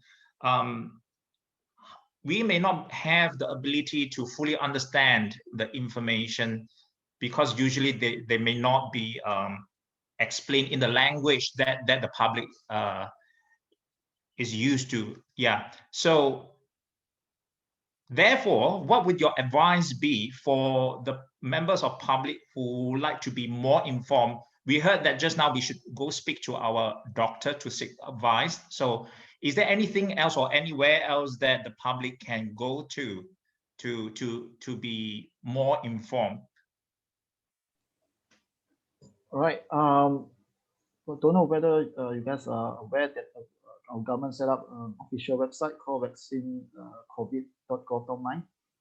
There's actually they also have the immunization program published in 4 languages, and the website actually is quite interactive, and they actually allow you to ask any question, so that they will take time to respond to you. But you actually can go through their FAQ, and there's a lot of explanation on things. If you still don't understand, you can also ask them.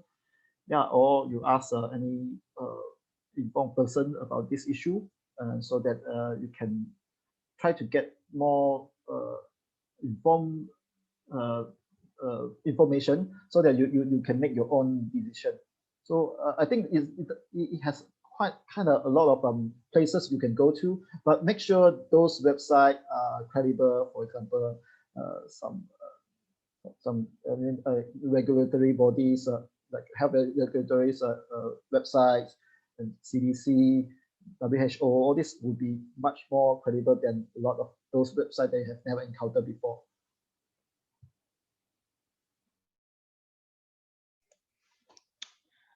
All right, thank you. There's another question from Yokling. Yokling is a friend from People's Health Forum. She asked, from the explanation on efficacy numbers, does that mean that the comparing efficacy of different vaccines in one table is misleading? So yeah, I would like to respond to that. That's why I told you about how we should interpret the efficacy. So you have to ask which are the population in study. For example, a lot of people complain about they show the statistic from Brazil on the Sinovac vaccine. They say, oh, 50-something% of efficacy is a lousy vaccine. But they don't understand that when they did the trials, they actually tested on the healthcare frontliners. So these are the places where you can have the highest risk of getting infection. So why did they do this? Is because I think there's a great need for them to get protected. That's why they probably the health authority wants the frontliners to get this the vaccine jabs.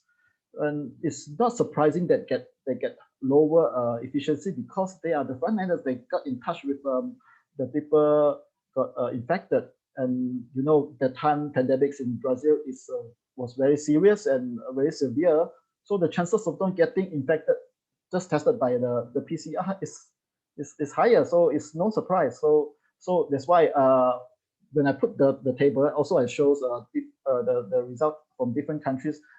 It's a note to you that you just don't take the figure as a standard or whole, because the efficacy could vary, depends on the situation. In the host characteristic about whether there are emerging variants, a more infectious one, and about whether the study group is more exposed to the virus infection. So all this should take into consideration. So don't just take the number as a standard. If can I just add in this one regarding this Brazil thing? You know, if you look at how basically you're looking at efficacy, you're looking at I assume among the healthcare workers in Brazil, a certain group of them got the placebo, certain group of them got the vaccine. And they continued working in a situation where it's a very high infections going around. And we know that the vaccine also starts protecting only after 1 week, even after the first dose, after 1 week, it has some effect. Then after the 3 weeks, when you get the second dose, you get a better effect. So I'd like to know, like in the Brazil study, did they look at the new cases diagnosed after the full protection was supposed to mean they get placebo 2 doses or they get vaccine 2 doses, and then only you look at after the 2 doses are given, what is the rate of infection in the 2 groups? Whether those who got the placebo 2 times, how many of them got the infection? Of those who got the vaccine 2 times, how many of them got the infection? This is starting maybe a week after the second dose. Now, I'll be interested, did they do that? Or did they look at just from day 1 when they took the first dose? So I think these are the kinds of things you got to really unpack, How were those data, what was the study design? Because we know that the efficacy of the vaccine only kicks in maximally after the second dose, and the incubation period is about 5 days. So to really see whether 2 doses of the vaccine is better than 2 doses of the placebo, you got to actually look at the different infection rates 5 days after the second dose. So was that done, or how was it done? I mean, these are things you got to look at. I mean, really want to look at it critically. You got to unpack it that way, And just there also is in the West, in the US and even in UK, a certain anti-China kind of sentiment, which also goes to the vaccine. They're not happy with China for certain other reasons, but they take it out in the way in which they discuss COVID and the vaccines as well. So I think that also has got to be factored in when people in the West look down or criticize Asian vaccines. So that's also a certain element of white man superiority, coming in there as well. So I think I'll look at that as well. Thank you. Naturally, there are many participants today who are quite concerned whether the particular kind of vaccines is suitable for them with a particular medical condition or not. Yes, of course, we did mention that each individual should go and consult their own doctors because we are not giving out medical advice here. But can you talk a little bit on what should those who have no access to vaccine do? For example, those who cannot receive the vaccine because they have allergic response, for those who are pregnant women, children under 18, and those who are immunocompromised. So what are other contraindications that we should be aware of, and what should these people do to protect themselves? Yeah, thanks, Ife, for the question. I think a few weeks ago or 2 weeks ago, MOH already circulating a reference guide for the Pfizer vaccine, indicating that breastfeeding women and pregnant women also can get vaccinated, and the risk is not really concerning. And there's one period they would most advise the pregnant woman to get vaccinated. I think it's from the 18 weeks or something. Yeah, later I can go back and refer to the lampiran, the reference. I think I would advise everyone to really check it out, because that is the official stance of our government, advising various group of patients, and even those who undergone, for example, the chemotherapy and bone marrow transplant. When should you get vaccinated? Sometimes it's not that you are definitely not allowed or not permitted to take, but probably you should consider defer because of your immune condition right now. So probably you should allow your to gain back your immunity, then you consider immunization, so that you can get the best of the effect. Just like it, it's not that at the moment you are not suitable, that means in future you should not get it as well. So it's not true. So that's why there's one part you should also consult with your doctor, because they probably can give you advice, can judge that from your condition, probably how long it will take to recover and you are fit again for vaccination. So this kind of advice should come from also your doctor or those who assess your situation when you go to MOH. Can I add in here? Sure, please.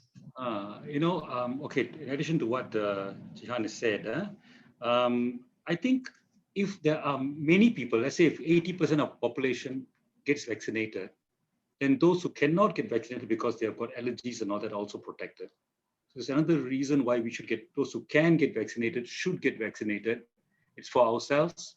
It's also for our friends who can't take the vaccine for whatever reason. That's one. The second thing is there is some evidence that things like vitamin D, taking vitamin D, vitamin C, zinc, seems to have some protective effect, and it can't cause any harm. I mean, don't go and take mega doses, but take normal doses of vitamin D. I think it should do. And there are people who really swear by ivermectin, and I think that's something that has got to be studied as well clinically, because like some states in India, I think Uttar Pradesh, for example, they're giving ivermectin as a prophylaxis. Some people believe that it seems to protect against COVID, both getting COVID as well as severity of COVID. So that has got to be studied. I mean, I'm not sure scientific data that proves it, but there are people who think it works.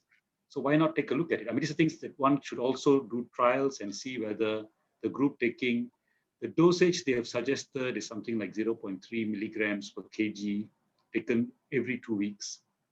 And these are things that we need to study and see. So maybe things like this, a person who cannot take can also take. And, you know, a person who can't take I think like not everyone can get a vaccine tomorrow, is it? I mean, the younger age groups can only get it maybe end of the year. So maybe these are kind of things they can do, like vitamin C, vitamin D, and of course wearing your mask and all that. So they should do. Ivermectin, we got to study a bit more. All right.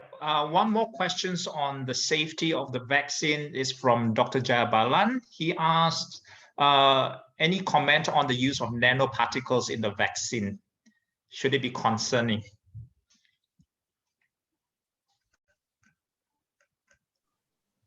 Dr. Jayakumar, I think you have done study on that. You want to say more about this issue?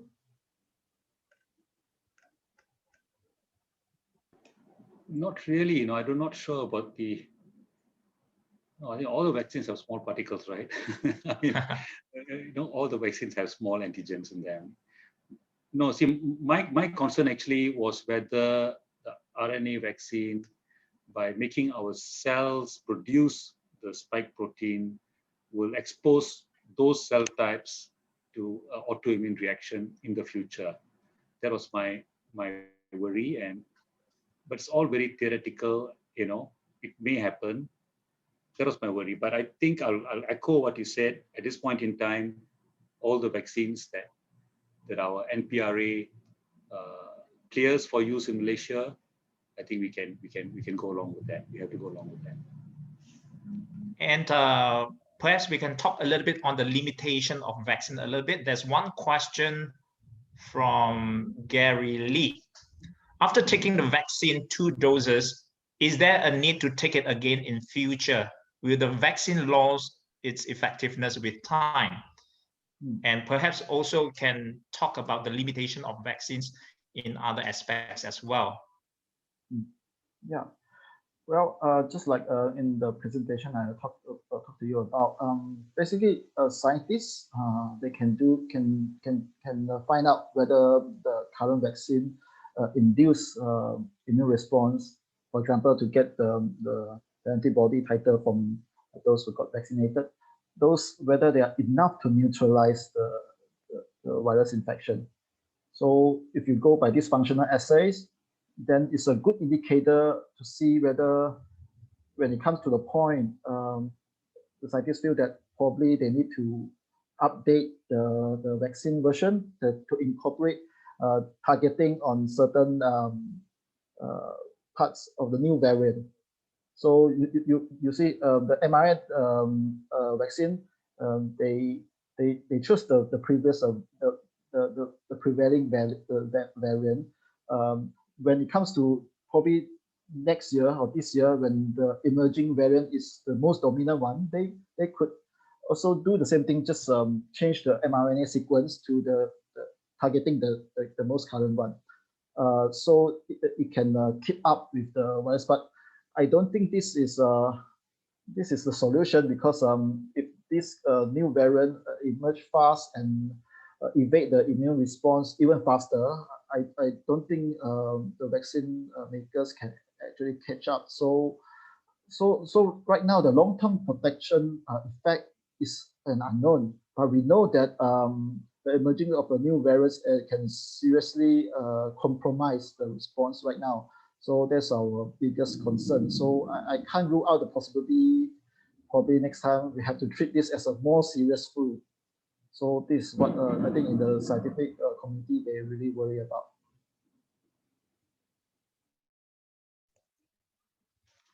All right, it's 2 minutes to 4, but I would like to just invite our participants, if you have more questions, you can raise your hand.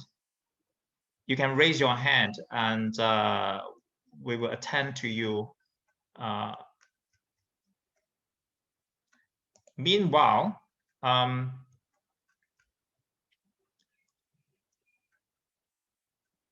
is there any more questions?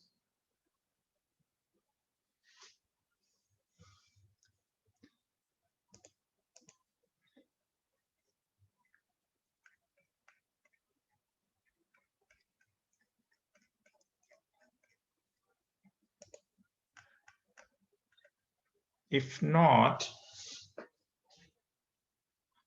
well, I think the follow-up questions that I have just now is what are the other limitations that the public should know about? Just now we mentioned about even after we have been vaccinated, the effect of the vaccine may not, it varies, it may not last as long as we want. And besides that, should the public be aware of any other kind of limitation that science or technology have, so that we don't fall in the trap of blindly believing what science or technology has offered, that we don't have unrealistic wishful thinking. So as far as COVID-19 vaccines is concerned, is there any limitation that we should be aware of other than its duration of efficacy? Yeah, like I say, it's a better of immunity. It's an immune system. So whether how the virus can adapt, can survive, and disseminate and mutate is always in constant tug of war with our host immunity.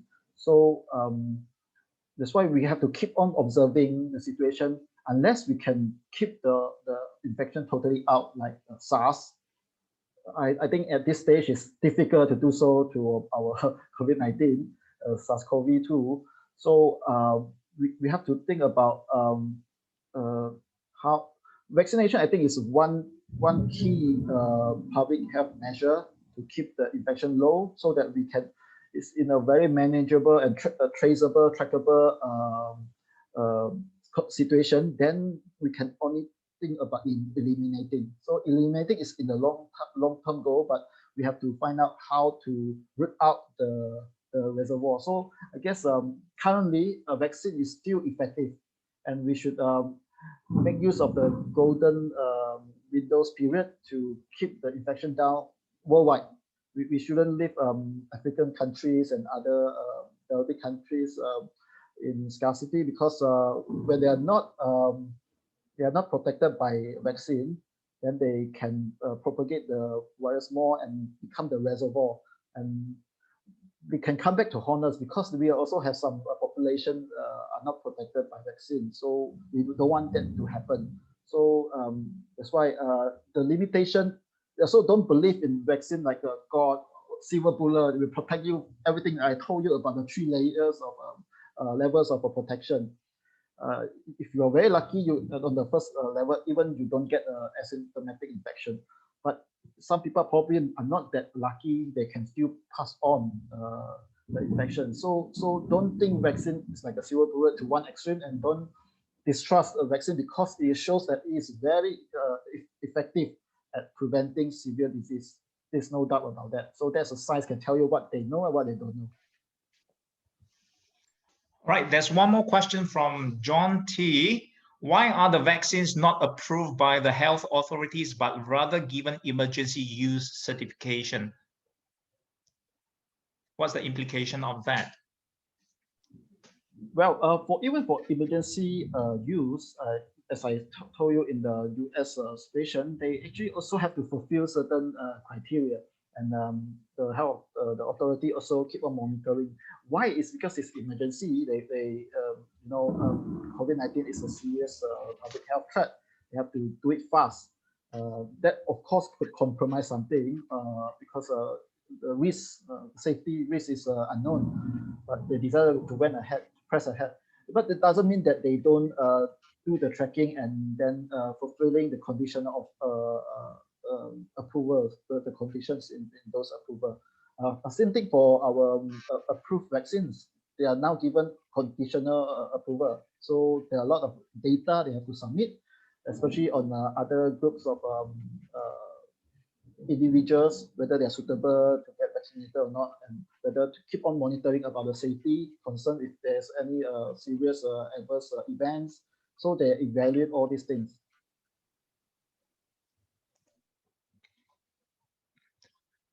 Dr. Kumar, do you have anything to add?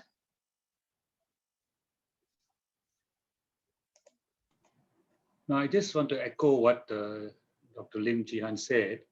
I think we're only safe when the whole world is vaccinated. If we like now, we can see the rich countries have grabbed a lot of the vaccine, more than they need. And like the poor countries, like in Africa especially, they haven't got. So if you let the bug spread in Africa, you're going to have more mutants, because the mutations depend really on the number of chances the bug gets to renew itself. The more replication you get, the more chances of new mutants forming. And then, of course, some mutants may be less potent, and some may be more potent. They can spread more easily and they can cause more severe disease. And they may escape the protection that your vaccine has given your population. So they come back to you, it's like you're not vaccinated, So I think, the rich countries should really see what WHO is doing to try to get vaccines to everyone and play a role in that instead of grabbing up everything and booking all the different types of vaccines so they can make sure that their population has it, and also blocking efforts by WHO to say, why don't you let the poorer countries produce their own vaccines? Give them the technology, let them do it. Because if you don't do it, you are allowing, the more you allow it to spread, the more mutants are going to come, the more different types. And some of the mutants, of course, you may be lucky that they get a mutant that can spread, but doesn't cause severe disease. That's fine. That helps us get herd immunity, right? But if you get a mutant that is more virulent, causes more severe disease, and also can spread, then you're in danger, and especially if it can bypass the protection that your vaccine has created in your population, it'll come back to hit you again, you see? So I think that's something that we got to see, that I think no one is completely safe till everyone is safe. And I think that is where I think the situation is internationally.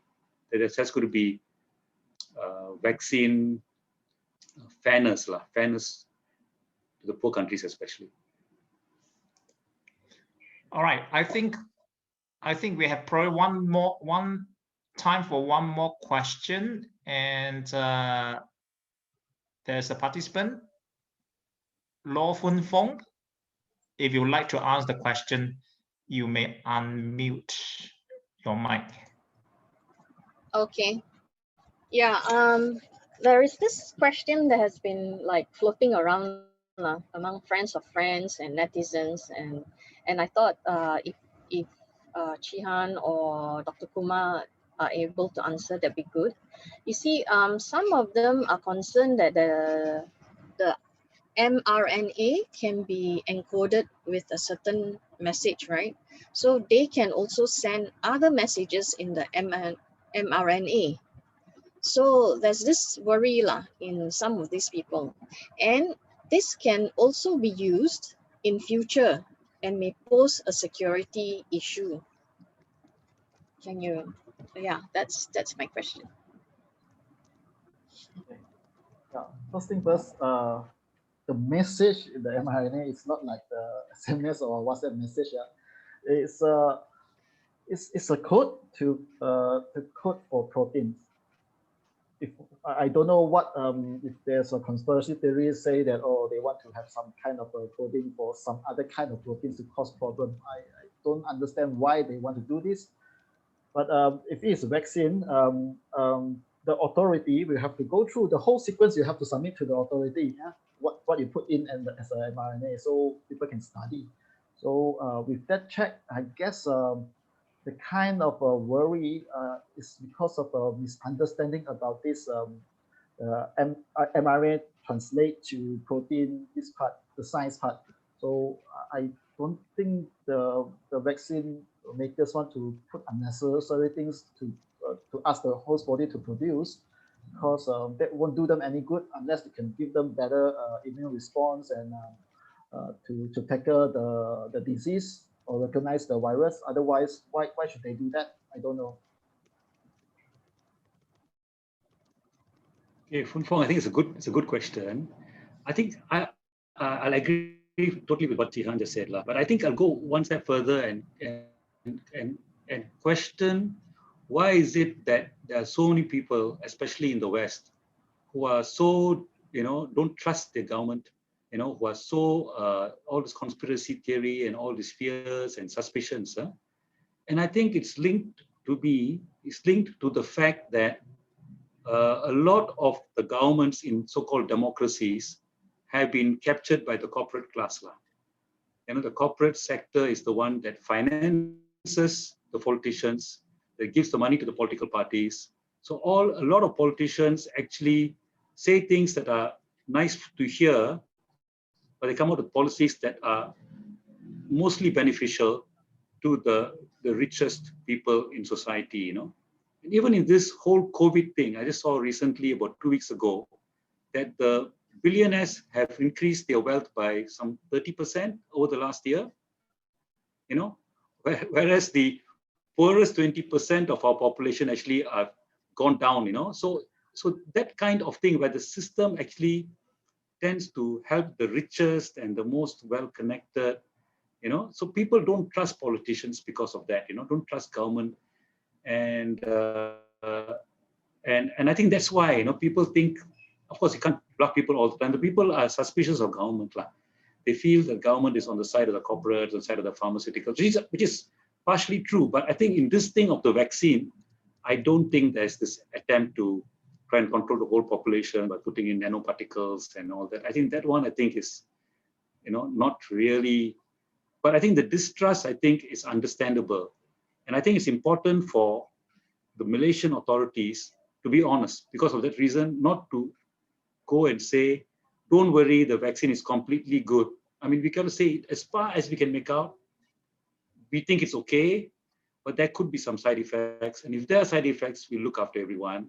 Take that position of saying, don't worry about it, there are no side effects. I think that is not being truthful.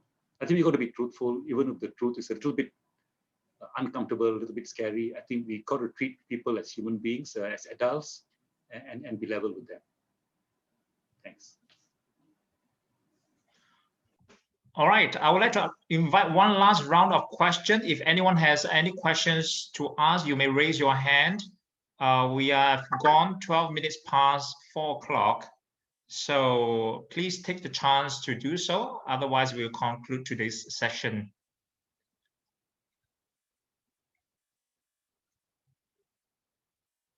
And meanwhile, Chihan and Dr. Kumar, perhaps you can have 1 minute to wrap up your conclusion on today's discussion.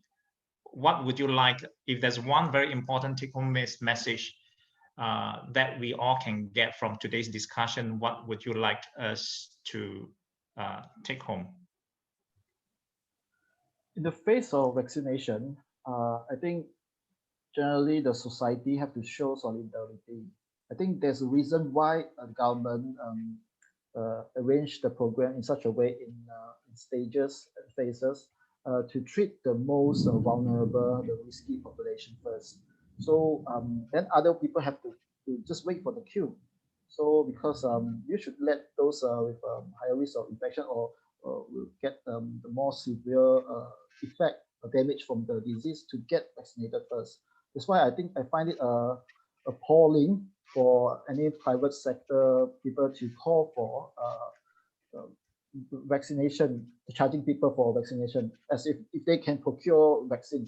But it's not, you have to understand, it's not because the government purposely slowed down the vaccination rate. It's because they don't have enough doses right now. So actually, just days ago, I read the news saying that the Russian Sputnik 5 manufacturer actually is willing to pass on the technology to Malaysia so that to help to build our local vaccine manufacturing capacity, which is, I think, a very good move. I think not only people distrusting the government, I think there are some people actually distrusting the pharmaceutical industry. Of course, there are reasons to do so because there are a lot of unreasonable excessive profits they have made in the past, and those patients actually suffer. And clearly, for vaccine, it's also very much profit-oriented for certain manufacturers. So it's a refreshing news to hear the Russian makers actually they willing to pass the technology, which is not a lot of vaccine makers are doing right now. So you probably don't know whether you have also know that Mrna is actually doing the fill and finish for the Sinovac. So through this collaboration also will be good for our countries to prepare our domestic capacity, stop or reduce reliance on the foreign products, because if we can help increase our capacity in our own capacity, then we can less reliant on people to help ourselves. I think you should also have to look at Taiwan. In their National Immunization Programme, they have more than 50% of the capacity, vaccination capacity, actually coming from their own domestic producers, although they haven't got their approvals yet. But they plan 50% from their own.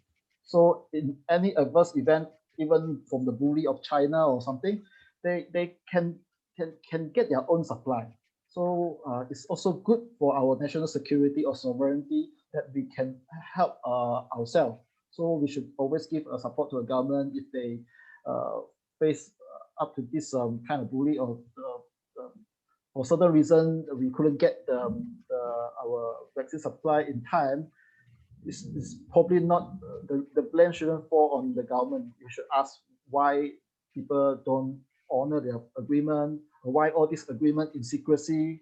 I don't think the government purposely want to do it in secrecy, but a lot of pharmaceutical companies, they want to do it. It's a global practice. So this kind of concern is actually beyond the vaccine itself, but it has implication for our national immunization program right now.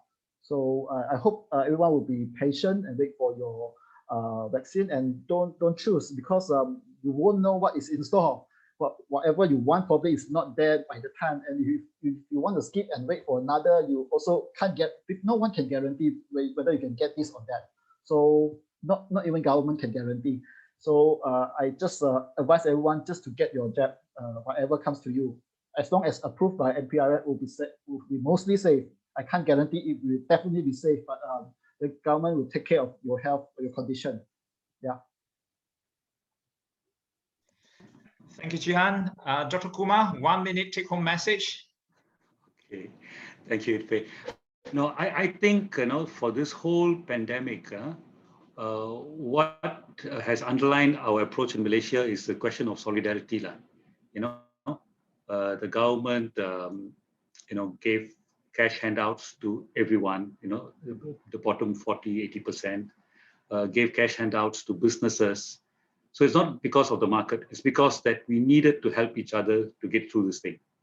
So it's solidarity is getting us through. The healthcare system, I think they put themselves in the line of danger to look after the people who are sick. So similarly, I think in terms now of the vaccine, though there could be a small risk of side effects, the more of us who get vaccinated, we are saving all of ourselves. Actually, young people, can say, look, my risk of dying, in Malaysia, the overall risk of dying is 0.4%. If I'm a 30-year-old, my risk personally of getting COVID and dying is probably even lower than that, 0.004%. So why should I take it in the first place? But then if you don't take it, then you can be a conduit of spread of COVID. So again, this whole question of solidarity, we got to handle a pandemic on the basis of solidarity. So in terms of helping people who need help, in terms of economics, we should keep doing that until the economy recovers. In terms of taking the vaccine, so we build up herd immunity, I think we should all do that.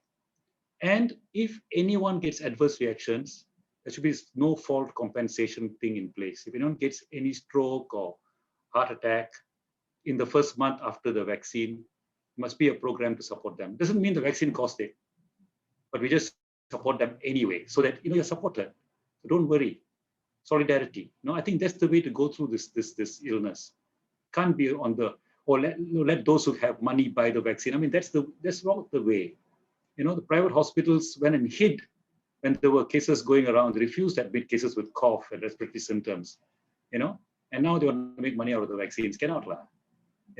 We should resolve this whole thing with solidarity. That's the only way of getting through this pandemic. All right, with this, we shall conclude today's presentation on the science behind the COVID-19 vaccines. Please join me give a big thank you to our presenter, Dr. Lin Chi Han, as well as our discussant, Dr. Jayakumar. And I also would like to extend my gratitude to everyone who are so willing to join us this afternoon and contribute to the very important discussion that we need. All right, with this, thank you everyone, and have a good afternoon, and hope to see you next time in our next session of webinar in future.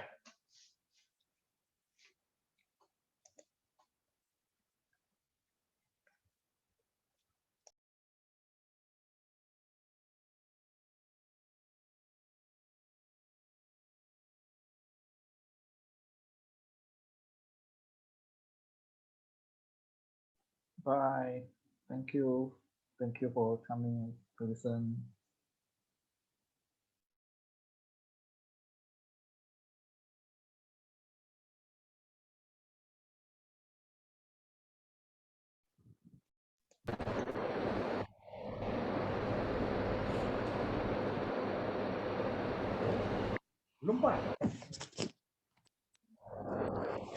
And now, when the people that supported you when they look back,